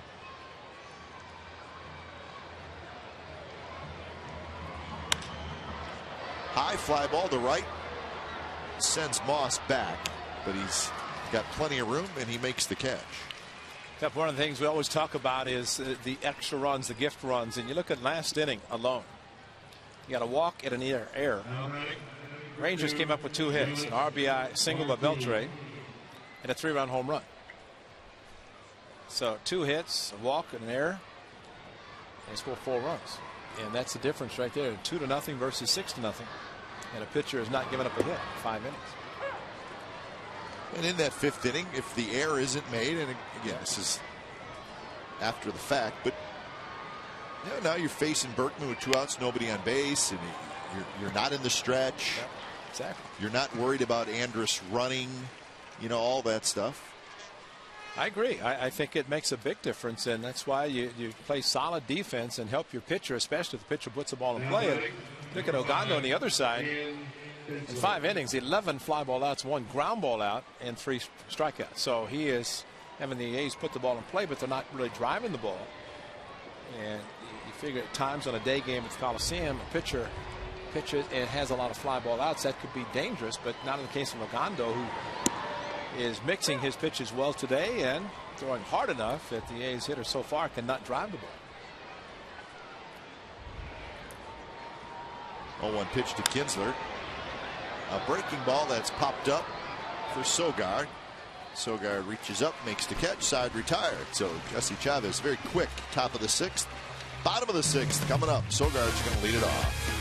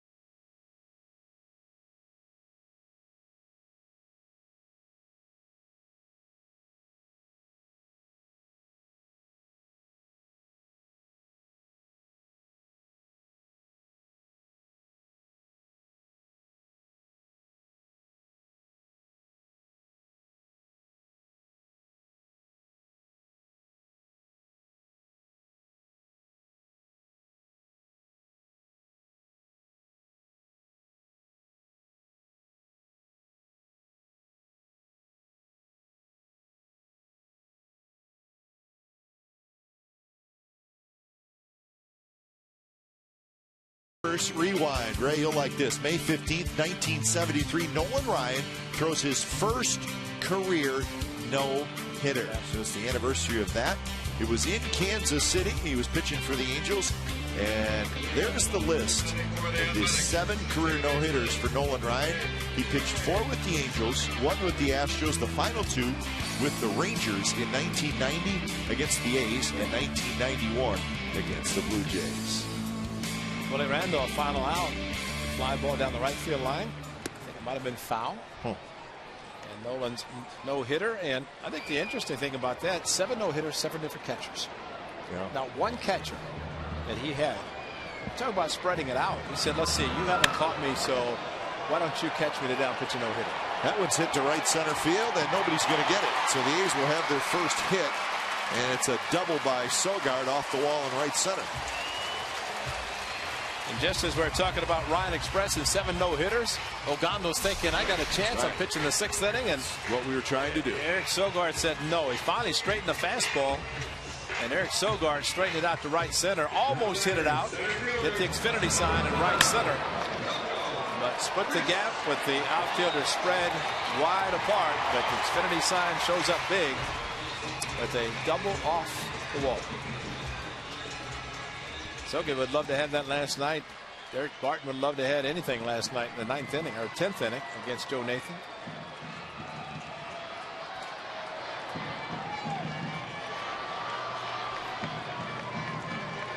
So Sogard with the double, and here's Coco Crisp. Also Nolan Ryan, 18 years between his first and his last no-hitter.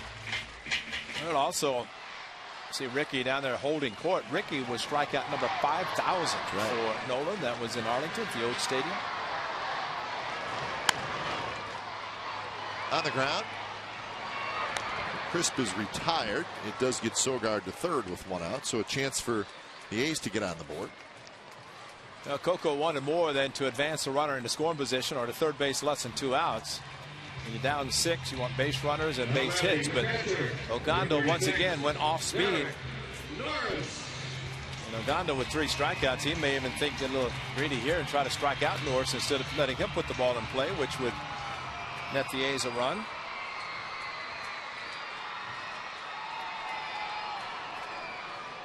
So first at bat for Norris.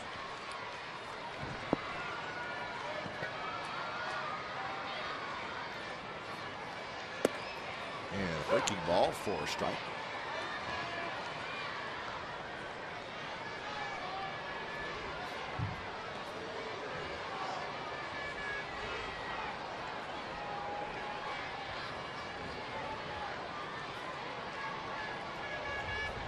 Norris 226, a homer and 7 RBIs. Speaking of Nolan Ryan, interesting in the offseason, Ray. Yeah. I don't know. I don't know enough about the story. I don't know if it was dissension between Nolan and the ownership of the Rangers. They seem to have straightened it out. He's going to stay with them. How could you not? That was a disappointing thing, that there was even a discussion that Nolan Ryan was going to leave the Rangers. Regardless of the circumstances. But I mean, you have a player of his stature. I mean, he was great in 3 cities, in Houston, Texas, and in Anaheim. Number retired in all 3 places, and there isn't even any thought of him not running the baseball operations for the Rangers. I mean, he changed really the culture of the Rangers and the pitch counts and all that stuff. He said, you don't need to worry about pitch counts. Look at the pitcher. He's going to tell you whether he's able to play or not. Pitch. Right field, right center field. It's going to be Martin who gets over there, the center fielder, to make the catch. Plenty deep for a sac fly. Sogard comes in to score. A's are on the board. Well, the A's will take it. They got their first hit, their first run, and still a few outs remaining. 10 outs. And this is the 6th inning, but Derek Norris stayed inside, drove it to the opposite field, which ideally is what you want to try to do with the runner at third. And less than 2 outs. Even though a ground ball, except to the pitcher, maybe third base, would have scored Sogard anyway.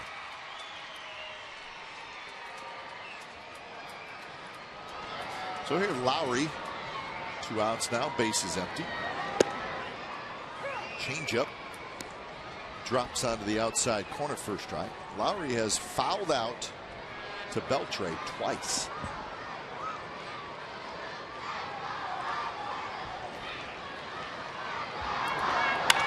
And there's a base hit. He rips one into right center. So Lowry has a hit.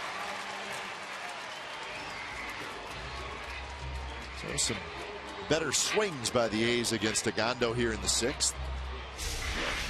Elevated this pitch to Jed Lowry, even though it's a little bit away from him. Jed able to pull the ball into right center. One swing from Cespedes could make it an interesting game. He's not really been able to drive the ball today. Well, we know the A's well enough. They are good at making it interesting when they fall behind. They will scratch and claw and get themselves back into it.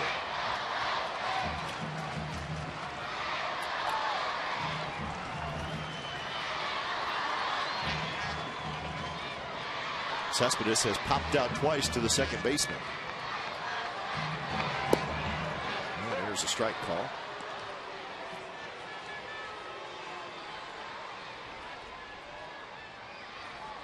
Cespedes back to full strength after leaving the game early. It was a couple nights ago. And he's got a base hit to left field. So 3 hits in the inning. And Ron Washington said, Mike Maddox, I will go visit with my pitcher. Hanging slider, Cespedes off the end of the bat, but a hanger nonetheless, and back-to-back hits after the sac fly, and there's not one infielder coming in to listen to this conversation. It's strictly Rod Washington and Alexi Ogando.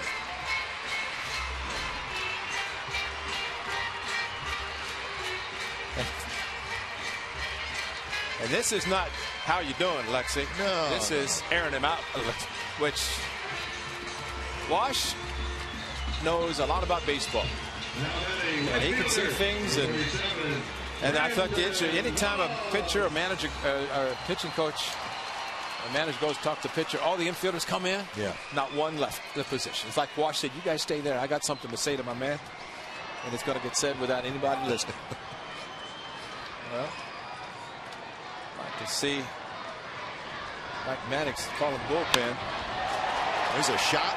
Right center field. Cruz dives and he caught it.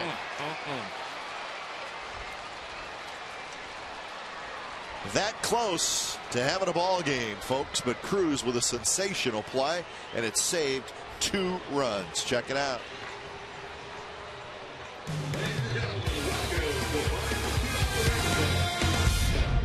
$2 Wednesday.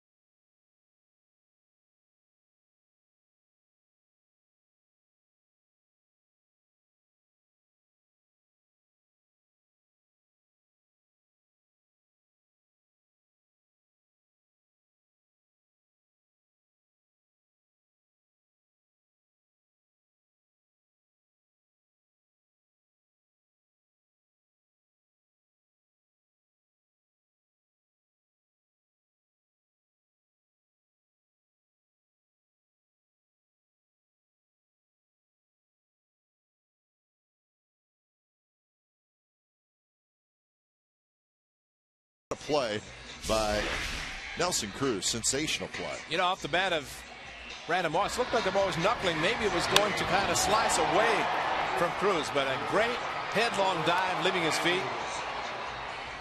A tremendous play, and also he saved a couple of runs. He drove in 3, so he's a +5 right now with that play. And Brandon Moss can't believe it.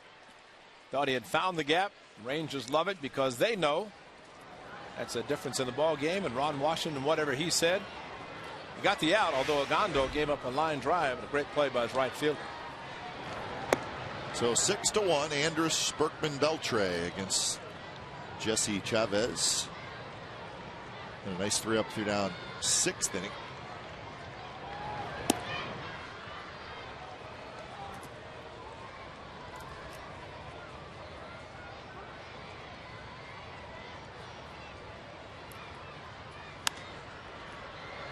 Foul territory. Barton knows that area as well as anybody, and he makes the catch. So Andrus is retired. All right, let's answer today's AT&T trivia question. Chili Davis, 5th all-time among switch hitters with 350 home runs. Who are the top 4? Mantle, Murray, Chipper Jones just retired, and Lance Berkman's got 363. Amazing. Should not have forgot about our good friend Lance Berkman. So you're right, Chili's thinking 13 more than me. Give me a bat. Did that in a couple months.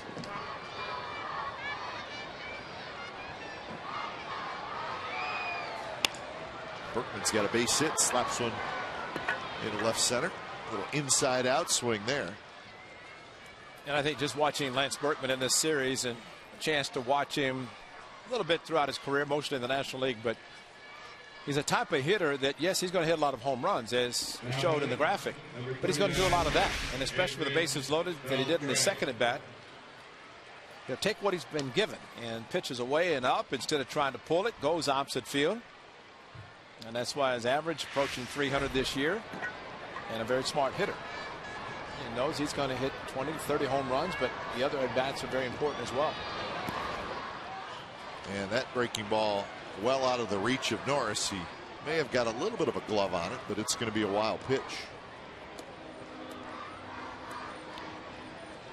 And the little things, and that is a wild pitch. It was to the point that he had to try to backhand it. But it takes a double play possibility away from the A's. So a little sloppy today are the Athletics. Pitchers have walked 4. They've hit 2 batters. There's been 2 wild pitches, and they've allowed 3 stolen bases. So that's a lot of extra footage. And without the great play by Sogard, it could have been more. No, 1 more.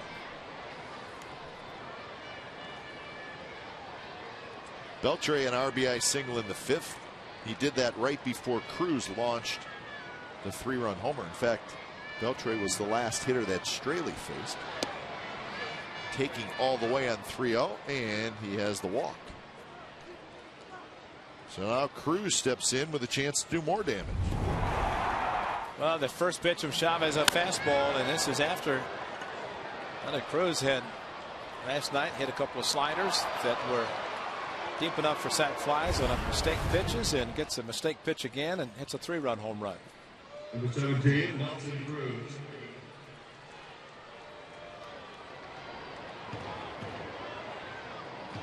So Cruz now 32 RBIs.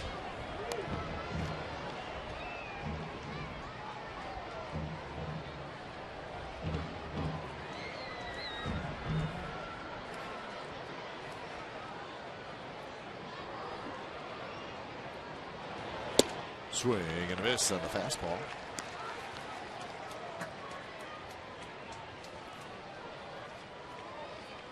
As we mentioned, the Angels will play tonight. They'll host the Royals. And the Mariners are in New York to take on the Yankees.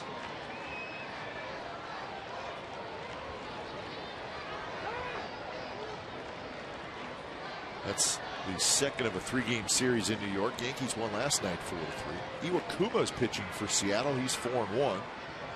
Hughes for the Yankees He's 2-2.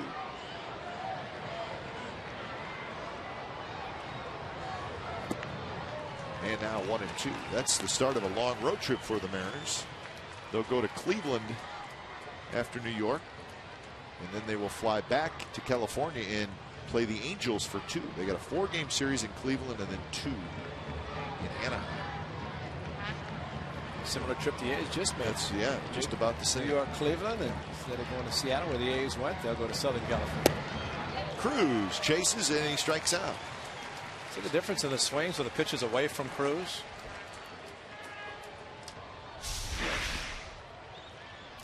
Closes his stance, pitch down and away, and just flails at it. And where are you when you need the swings like that? Last time is at bat, much different. This location much better as it was away from him. I meant to ask him, watching all the kids today, did you ever have a field trip where you went to a Major League Baseball game? No. 20,000 plus today. What a great field trip. Yeah. And the plaza level, center field area, a lot of kids. Of course, it must be time for school to be let out because a lot of them have left. Maybe catch the bus to go back to school. And you can hear the kids. Oh. It's literally a buzz. Yeah. Kind of fun to hear. Yeah, a great field trip. You know, I mean, just to say we got out of school today to go watch a baseball game. But there are a bunch of kids. Of course, the A's have a lot of readers programs, different things, but I think today with all the groups, and I'm sure the parking lot filled with buses, kids came out to the game, which was nice. I never went to one either. No.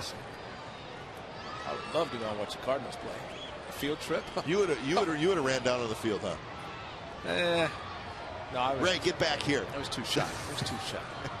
I would have tried to get Stan Musial's autograph, which I did my whole life, but never did do it until after I. Till he knew who you were, right? Until I got out of the game. Stan the man. Now there's a hitter. See, when you're growing up and you see players stay with one organization the entire career because there's no free agency and very little movement. Players stayed with one club 20, 25 years. Made a difference. Yeah. Fans could recognize, remember the players. And the number 6, Stan Musial, with a stance that nobody ever tried to duplicate. Because only one could do that. And Stan the Man, his nickname, I thought it was interesting. That the kids leaving. It was out of New York, I think Brooklyn. The fans kept saying, "Here comes the man again," and it was Stan the Man. That's how he got it from. Here comes the man. Oh yeah. So Chavez works himself into a jam and works himself out of the jam. 7th inning stretch coming up.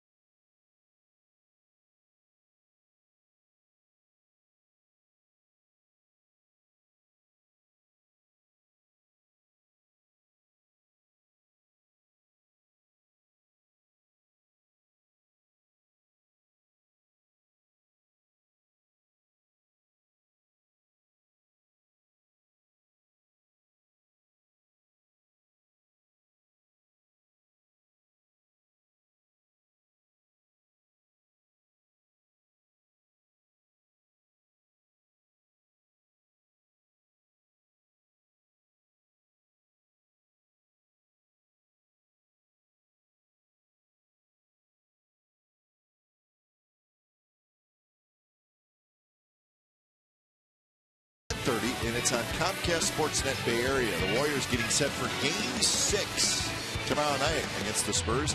The Sharks prepare for Game 2 at Los Angeles and full A's Giants coverage hosted by David Feldman and Ahmed Fareed. So good luck to the Sharks tomorrow night and good luck to the Warriors.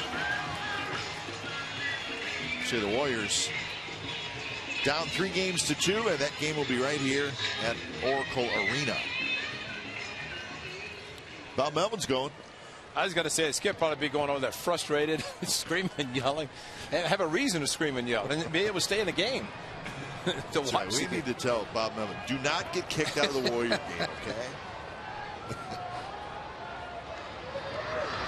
So the Warriors' backs against the wall, literally.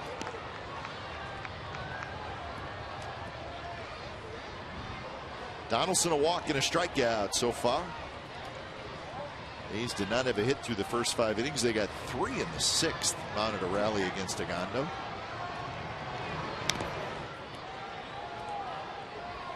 But he's pitching very well.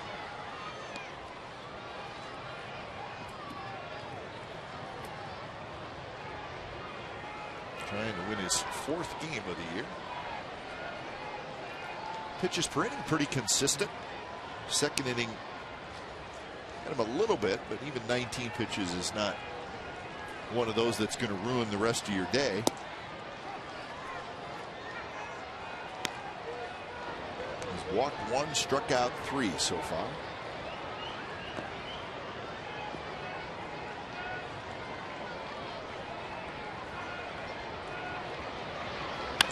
One-two pitches, line to left, and that's going to get down for a hit. Murphy's able to cut it off. And Donaldson has another hit. Hanging breaking pitch with 2 strikes, and that's Josh Donaldson. Man, he is such an aggressive hitter. You make a mistake.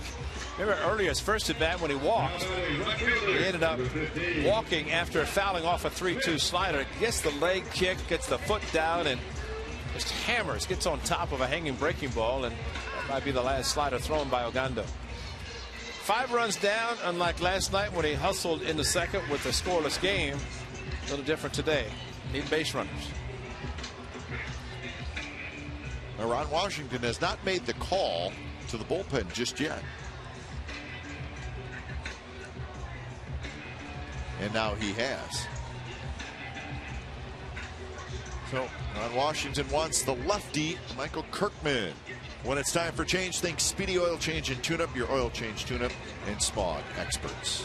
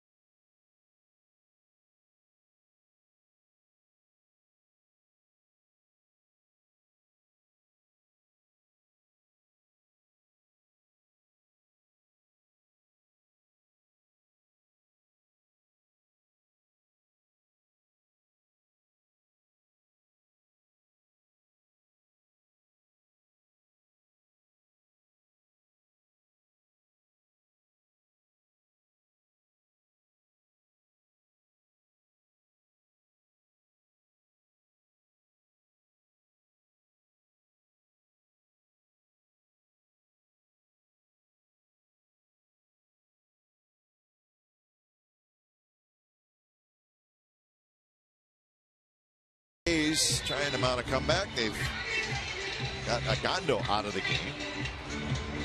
6+, 4 hits, 1 run.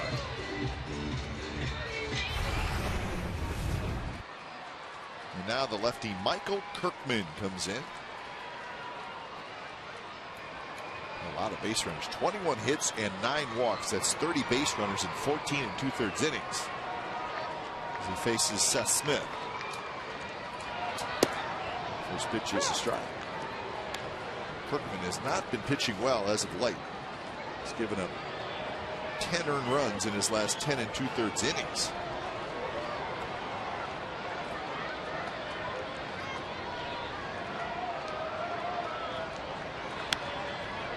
Jumps ahead of Smith 0-2. A couple of memorable games that Kirkman pitched last season. June the 30th, the Rangers won. That's when the A's were 13 games out of first place on the 30th. And then on 7/18, remember a kid named Brandon Hicks? Opposite field, walk-off home run off Kirkman on July the 18th. And that, of course, the second half of the Athletics was tremendous. Kinsler cannot pick it up clean, and everybody's safe. He went for the backhand. He may have been wanting to flip it to Andrus, but everybody ends up being safe. So the A's got something going again. That's a very good call, because once he bobbled the ball, he was hopeful of just flipping it to Andrus, and they're discussing it up the middle. And the flip there, and Andrus just couldn't, actually never really got to that point. It almost looked like Ray, he really wanted to try to get a double play, and it's probably a play where just maybe better off concentrating on getting one. Be satisfied, don't get greedy, just take one out, and Mike Maddox is going to visit with his lefty.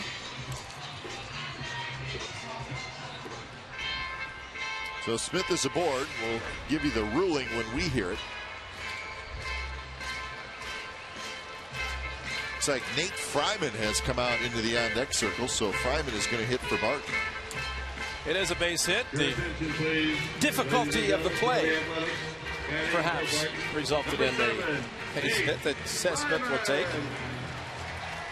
Is that right, B.I.? Base hit? So here's Fryman hitting for Barton.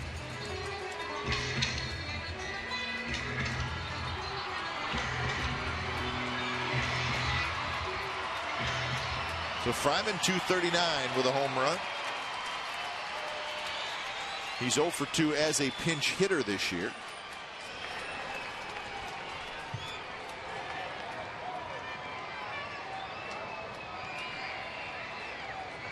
First pitch to Fryman is a swing and a miss. So Barton went 0 for 2 in his 2 at-bats.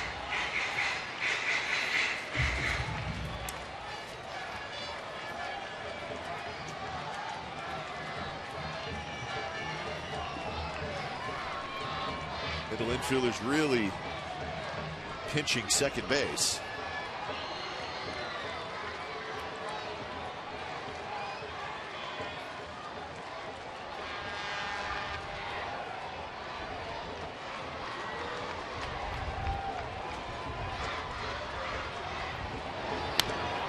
Fouls it back, and the count is 0-2.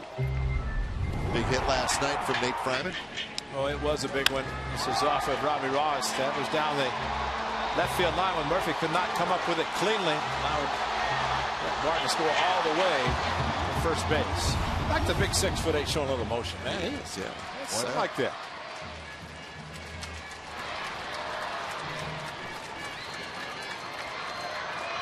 Got a battle back, behind in the count, 0-2, nobody out.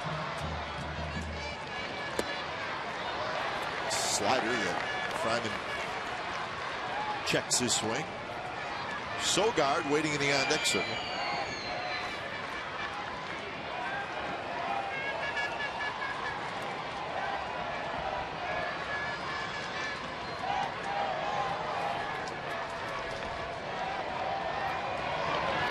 Swing and a miss, a fastball.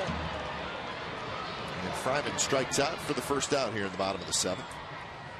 Atlanta Rosales is going to pinch hit for Eric Sogard after this fastball thrown at 93 was thrown past Nate Fryman.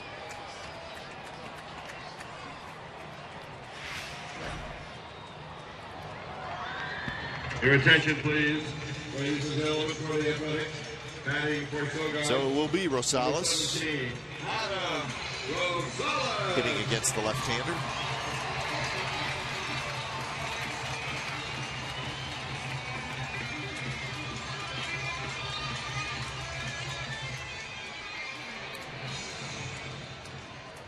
Hit last night for Rosales. He was pinch hit for in the 10th inning. Sogard made that final out of the game.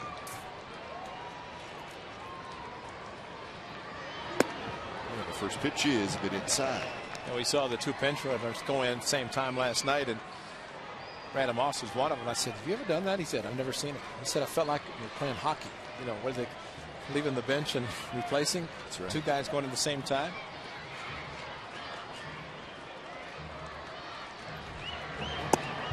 Missed again. 2-0. The bullpen is empty.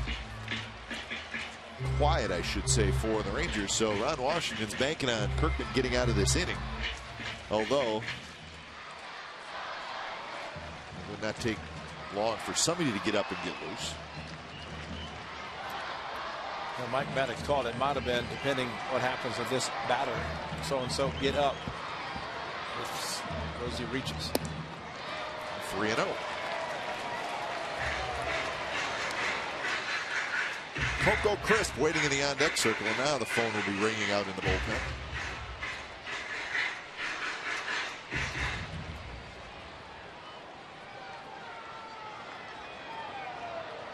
So we have movement, and it's Tanner Shepard. Oh, he should take the afternoon off.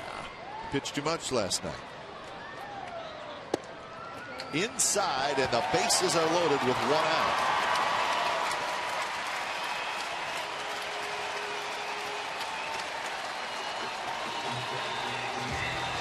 Well, welcome back, Carter, huh? Welcome back, Coco. Let's see what he can do.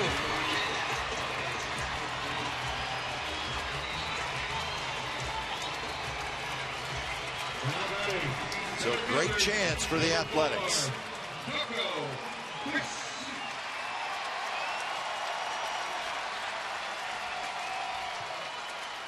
Crisp has flied to left twice, grounded to second. He's 0 for 3.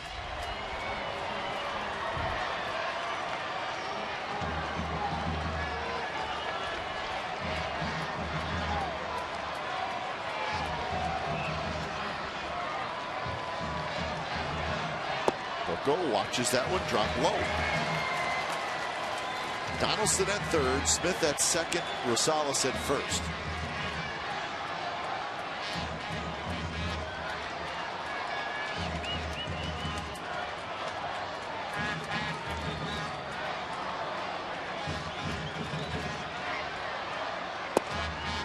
That one called a strike to even the count at 1-1. Norris is the on-deck hitter. That'd be nice if Coco could clear the bases before Shepard comes in. And I figure this might be the last batter for Kirkman, depending what happens with Coco. But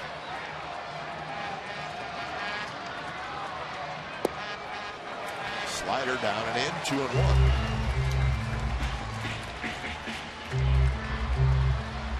Shepard's starting to warm up a little bit quicker now.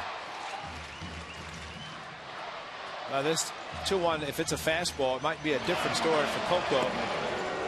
He might be swinging at it, and he is very good. Coco is, especially when he gets a fastball, when he does not stride, and it's a top hand. And what a welcome back that would be for him. No rehab, on the disabled list 15 days. Steps back in the lineup. 0 for 3. This is the first time the base is loaded.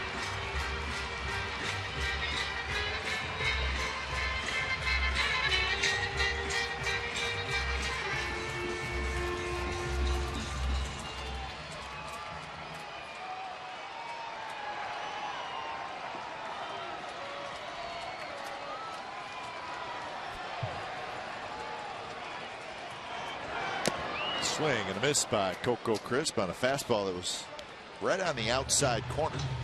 Only difference there, he tried to pull the outside fastball, which good location from Kirkman's standpoint. The bases loaded. Having the 5-run lead is a luxury for a pitcher because he does not have to throw a fastball down the middle of the plate when it's 2-1. Much closer game, different situation. 2-2 pitch. Inside, and we got a full count. 1 out. Bases are jammed. 2-0 fastball, 3-1 fastball. Will they do it 3-2, and will Coco take the pitch the opposite way if it's a fastball, or try to pull it again?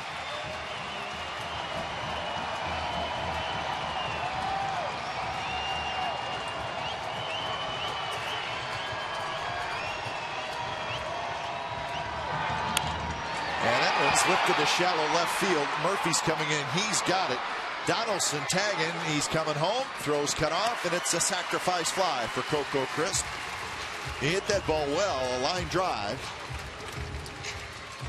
So the A's make it 6-2 on the sac fly by Crisp. A little bit towards the end of the bat, but you're right, a sinking line drive. Not sink quickly enough, but a good swing on the 3-2 from Coco, and that's a pitch that's too close to take. No stride, as we mentioned. Went down, lifted it, did not hit on top of the ball, and hit the ground ball. Murphy hit the cutoff man, and it was cut off.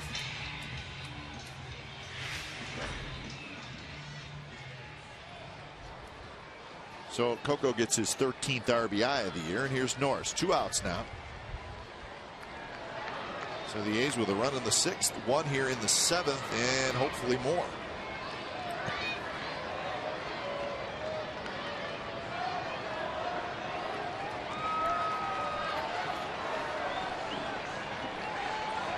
First pitch to Norris is a slider in for a strike. Good pitch by Kirkman. Shepers is just standing on the bullpen mound now. He has finished warming up, so he's ready if called upon.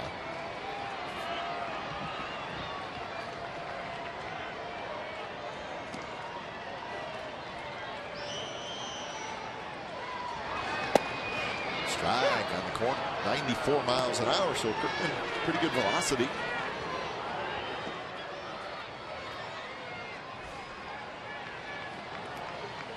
Another lefty warming up. This one for the A's, Blevins.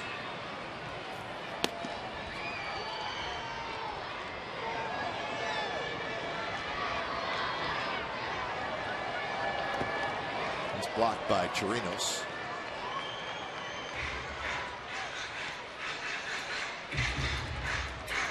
They're still looking for the big hit. Just trying to get the big hit. Rangers, unfortunately, the A's have gotten the big hit. That was from Nelson Cruz. As Ogando not give up anything for the first 5 innings.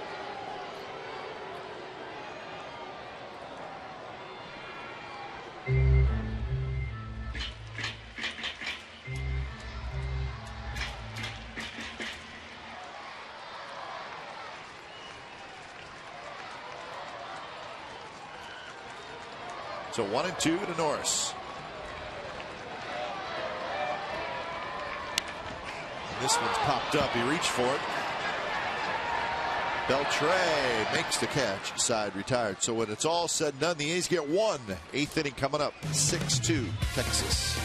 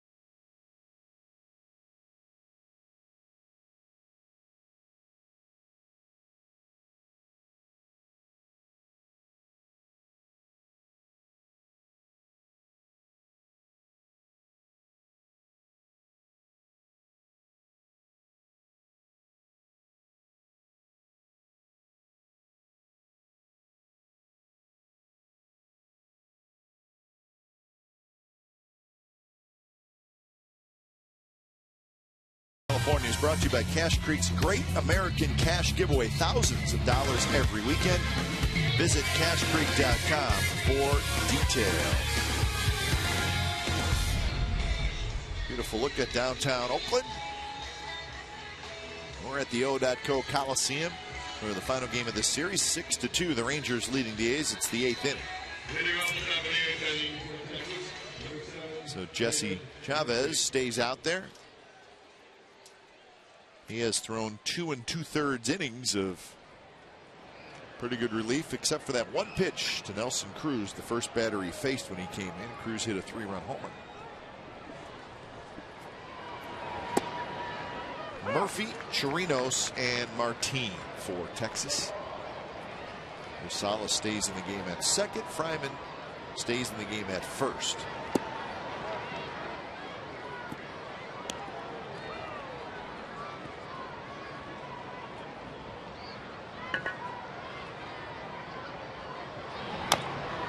Murphy rolls over on that one.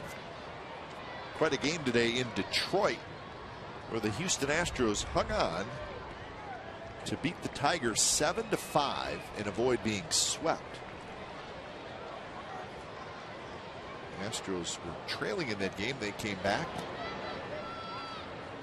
and they scored a couple runs in the top of the 9th inning to break what was a 5-5 tie. But that was only the beginning of the dramatics. Verlander starts that game? Is it Verlander? No, it was not. Okay. Chavez leaps up. Murphy's retired. What happened, Ray, is the Astros clinging to that two-run lead in the bottom of the 9th, and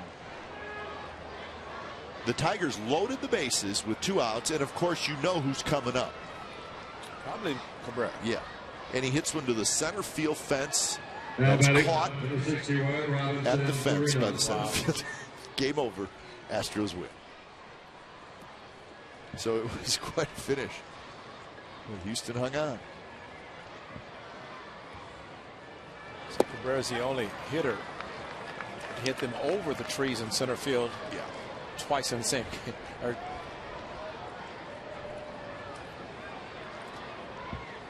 So the Astros, that's with that Astros win.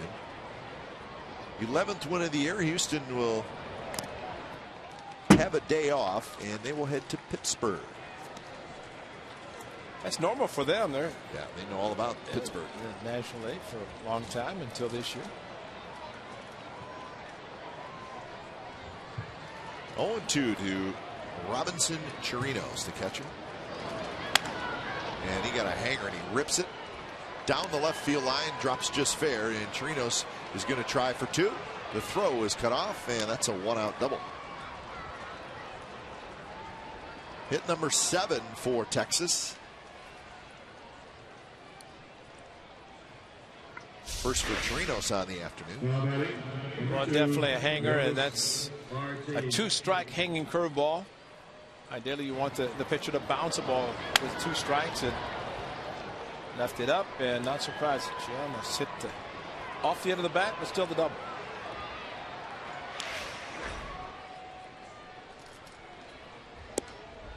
Here's Leonis Martin, who takes the first pitch strike.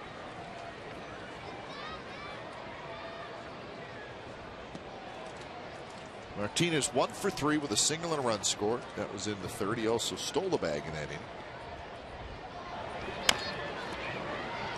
Fryman waits for it, flips to Chavez, and they just got the speedy Martin. Right when that ball made contact with the bat, you could tell it was going to be a close play at first. Well, the A's yesterday afternoon, early out, working on PFP, pitcher fundamental practice, and this is exactly what you mean when you talk about PFPs. Pitcher has to get there quickly. The first baseman feeding the ball to the pitcher as Chavez put his foot on the bag with Martin right there, just barely. His right big toe on the bag, just in time. Runner at 3rd now, 2 outs. Kinsler takes high. The Indians won today in Philadelphia 10-4.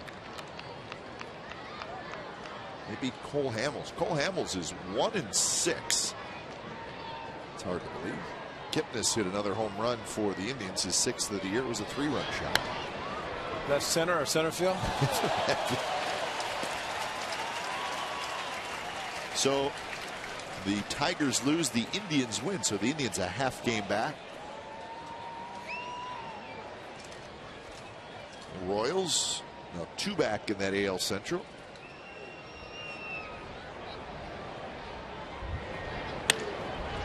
Shallow center field. Coco Crisp is there. He makes the catch. Side retired. So a runner left, bottom of the 8th coming up. It'll be Lowry, Cespedes, and Moss. 6-2 Texas.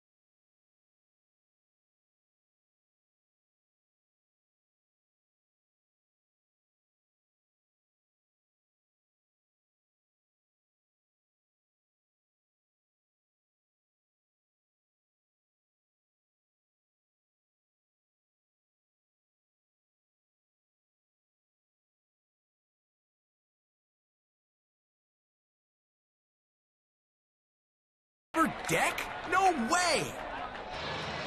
Here's our game summary brought to you by your local Toyota dealers. Big hit in the game, Lance Berkman. That was in the 3rd inning, a 2-run single. That made it 2-0. But the real big shot, Nelson Cruz, a 3-run homer in the 5th inning. That's the inning that the Rangers scored 4 times. Now the A's had a shot, but this play by Nelson Cruz saved 2 runs, and it was the 3rd out of the inning. That was in the 6th. So the A's ended up getting just the 1 run in the 6th. They got 1 in the 7th. So as we head to the bottom of the 8th, 6-7-0 for the Rangers, 2-5-1 for the Athletics. Agondo was good. Straley struggled. The A's did not get their first hit till the Sogard double, leading off the bottom of the 6th inning. But they have had some action in the 6th and 7th.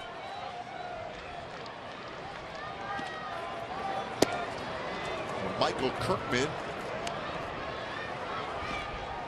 stays in the game here in the bottom of the 8th to face Lowry, Cespedes, and Moss. The bullpen has gone quiet for the Rangers. Nishak is up for the A's.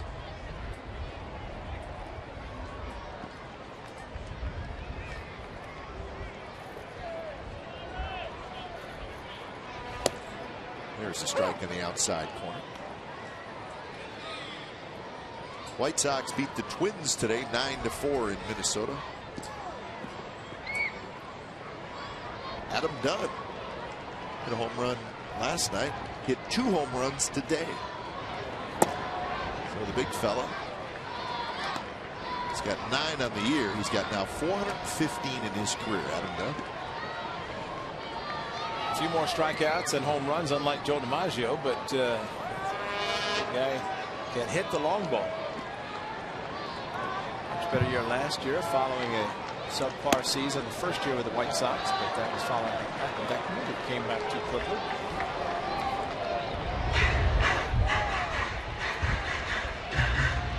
Taking the game serious, huh?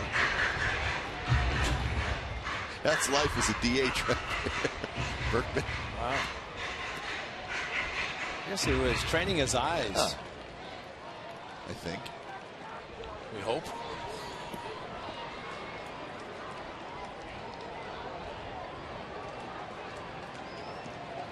3-1 pitch. Lowry pops a foul.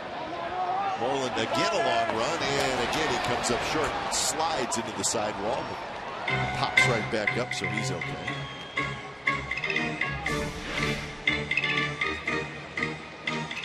It's the best way to do it, probably. A race slide to avoid kind of running into the wall. got it anyway, but those are the field level seats, unlike diamond level behind home plate. He's extend out from the normal rail. Remember when those pads at one time they collapsed? Guys would lean over, try to get a ball, and they'd just fall on the field. Complete wall. I'm sure David Renetti has solidified those a lot better. So leadoff walk. This Sunday, Kansas City Royals in town. It's a 1:05 p.m. start. It's the A's annual Scout Day with pregame festival in B-Lot with games and activities for all scouts. It includes a pregame parade and commemorative patch. 5,000 kids receive an A's meeting. It's courtesy of Ross Dress for Less. Let's purchase a special ticket to participate. Tickets and info, you go to oaklandathletics.com/scout.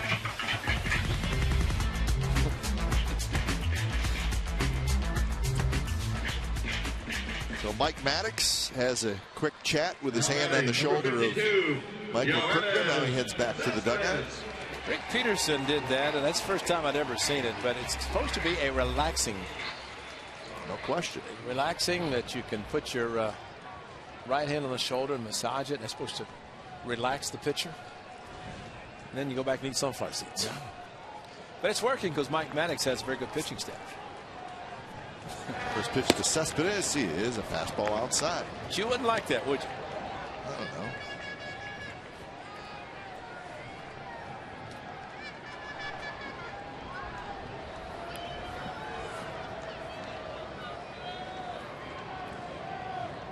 You don't know? Well, now I'm thinking about it. See, what it does is it sort of means that I don't have it under control, but the guy who is squeezing my shoulder and massaging it, everything's fine. Stay calm. Well, you have to build confidence. That's the whole thing. Shepherd doesn't need any confidence. Shepherd throws so hard. He does not need his shoulder rubbed. He's good. Close pitch. Get the feeling that DJ Rayburn is back there and saying, now, what should I do? Should I call it a strike or should I not? It's like that hesitation, and we don't want to see a 4 or 5 second delay. But again, the angle for the outside part of the plate, it's understandable when he positions that way on the left shoulder of the catcher. The outside fastball is questionable whether it's in the strike zone or not. Cespedes, little pop up. Moreland going back, and he caught it.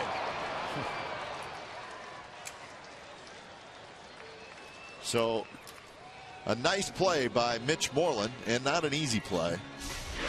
And Cespedes now 1 for 4. Over the shoulders, and you're right. No sunglasses, checking and then just kind of circling around, making the play. And it's amazing, as hot as he is swinging the bat, not surprising that he makes this spectacular play, even in Exmo. Gets in the webbing, closes the glove, makes a spectacular play. So 1 out for Moss.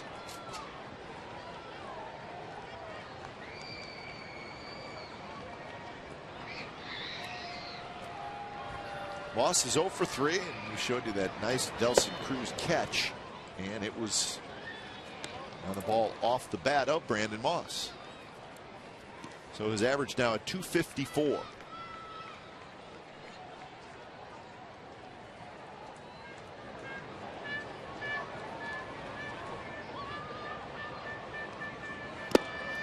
It's been a little bit of a struggle for Brandon Moss lately. He's got 3 hits in his last 25 at bats. That's why that average has slid down quite a bit. He's faced some tough lefties. Did it in Seattle Sunday with Joe Saunders, and big home run hit Monday night was really special to him and for the Oakland A's organization, number 7,000. Gets a lot of those sliders. There's not many hitters right here lefty going to be able to hit those.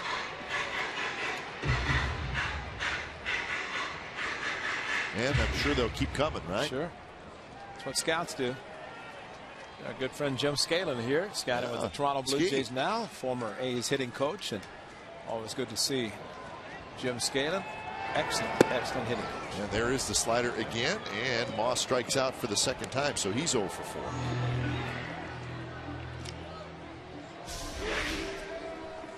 4. Just stayed away with the slider. Now batting third baseman. Not much you can do. He knows it's coming, and he's trying to stay on it, even go to the opposite field. No success. 2 outs for Donaldson. Well, if you want to look and try to find a nicer guy, Jim Scanlon, it may take you a while. Yeah, yeah. I mean, it's great to be a nice guy, but being excellent in what you do and teaching the art of hitting, which is not that easy at the major league level. You need to have some talent to be able to do it. And some lean years, I think, when he was here, where maybe the talent was not there. But Ty Van Berkeley said, I've been out of the games from the American League 2 years. Was a bench coach for Don Wakamatsu. When we saw him in Cleveland, he said only 2 players remaining from the A's team. And that wasn't that long. Right. So the turnover, but the A's a good group of guys now that what they did last season will always be remembered, and trying to do something similar to this year. That's why last night's game was so important, because the difference of 2-game swing whenever you're playing the team that's ahead of you. And he's 6 back right now in the AL West of these Texas Rangers.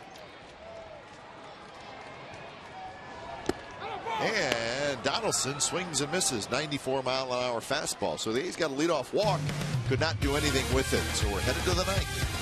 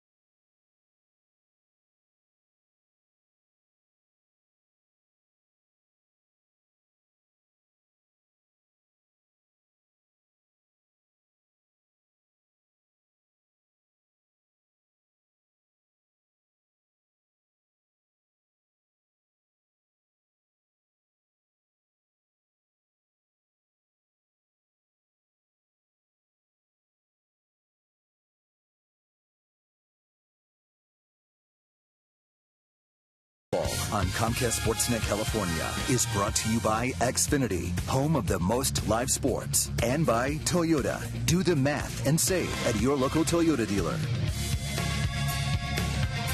We have reached the 9th inning, and the Rangers leading the A's 6-2.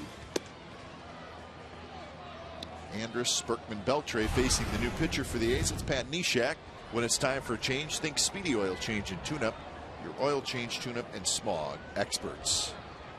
No record for Neshek, ERA of 3, and this is his first appearance in this series.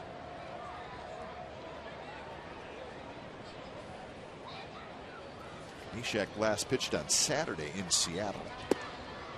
So he's had a little bit of time off.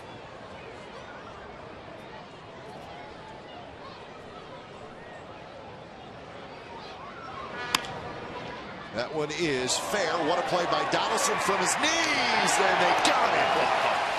Unbelievable.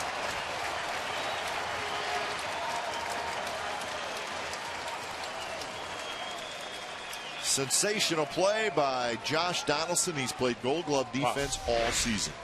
And you're not talking about a catcher running in. This is a fast guy. Andrus, foul territory. We saw him do it in postseason last year. And he gets the very fast Elvis Andrus going into the foul territory, dive, and did not have time to get up, so uses a strong arm from his knee, recoils, and watches the out call at first base. What a tremendous play by the former catcher Donaldson, and big 6'8" frame Nate Fryman with a nice stretch, but spectacular play by Donaldson. That's amazing how much he got on that throw. Throwing it that way from his knees all the way across the diamond. 0-2 to Lance Berkman.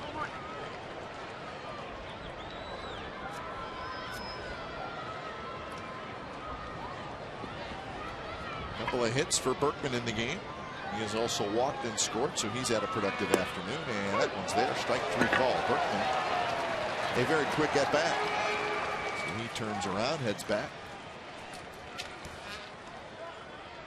Well, join us Friday. The A's open up the 3-game series against the Royals right here at the Coliseum. Our coverage begins at 6:30. And that would be A's pregame live. And then the ball game at 7:05. And stay tuned after the game for the A-Team. That'll come your way during A's post-game live. So James Shields is going to pitch for the Royals. And the A's announced before the game what they were going with. Parker on Friday. So it'll be Shields and Parker on Friday. Santana and Malone on Saturday. Luis Mendoza and A.J. Griffin on Sunday. So Shields, Santana, Mendoza for the Royals. Parker, Malone, Griffin for the Athletics. So that is your pitching matchups for the weekend. Join us here on Friday. Well, that's with the off day tomorrow. So Parker will pitch Saturday, Malone Sunday. So they'll just stay in that same turn. Yep. Lowry has it, and Neshek has a 3-up, 3-down inning. So the A's have some work to do. They need 4 runs to tie it as we head to the bottom of the 9th inning.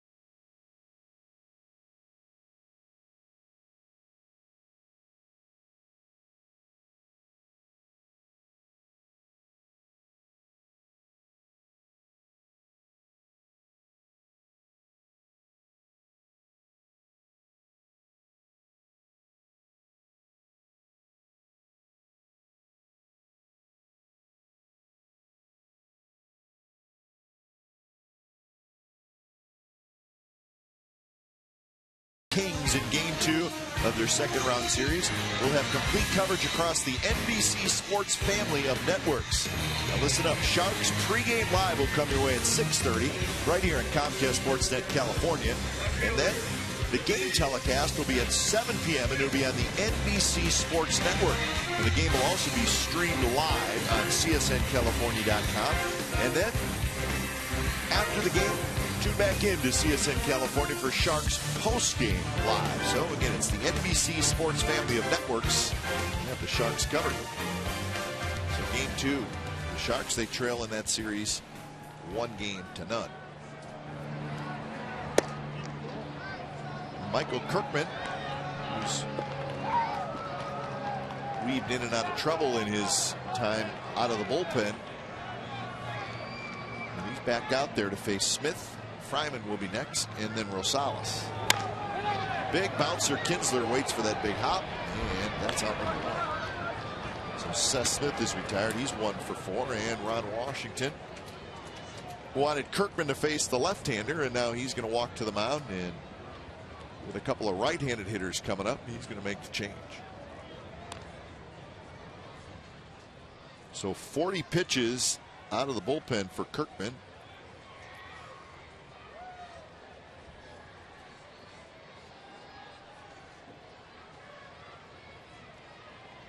And Ron Washington has made the call. When it's time for change, think Speedy Oil Change and Tune-Up, your oil change tune-up and smog experts.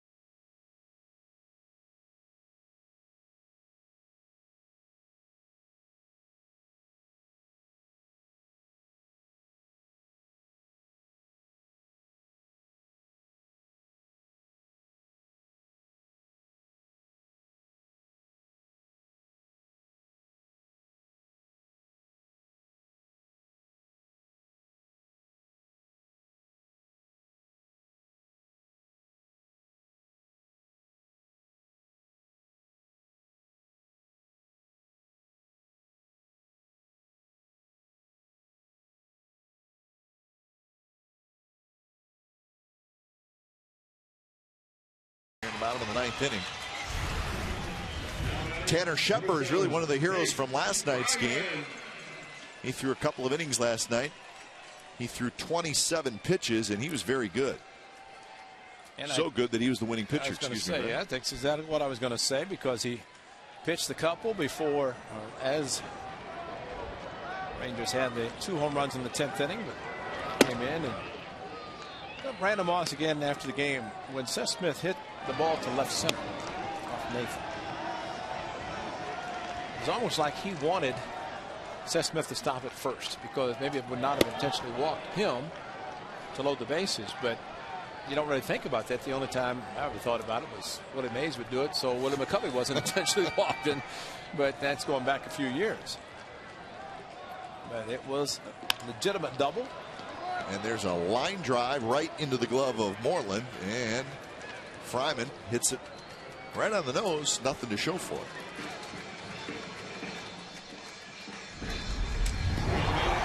This was last night, and Joe Nathan with Seth Smith hitting the outfield, playing very deep, actually playing no doubles, but the ball in the gap, and 1 run scored. Seth Smith ended up in second, and then the intentional walk to Brandon Moss, and that would load the bases. The A's thought they had a chance, and last year, second half, that's a walk-off, but not last night. He's 1 out away from losing the last 2 after winning the opener on the series. So last night turned out to be a big one when they could not hang on and win the game.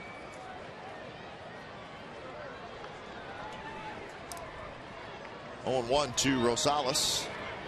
Good curveball in for a strike. Now it's 0-2.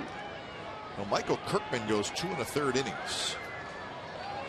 He's up just 1 hit, no runs. So a nice job out of the bullpen by Kirkman. 0-2 pitch, outside corner, strike 3 called, and that's the ball game. So Shepard retires the 2 hitters he faces, and the Texas Rangers, sporting the best record in the American League, they come to the Coliseum and take 2 out of 3 from the Athletics. So the final score this afternoon, the Rangers 6, the A's 2. So the Athletics will have a day off and get ready for the Kansas City Royals. A's now 20 and 22 on the year. Don't go anywhere. Ray and I will be right back here with more from the ballpark in just a moment. But we're going to send you to the Comcast Sportsnet studios now for A's Postgame Live.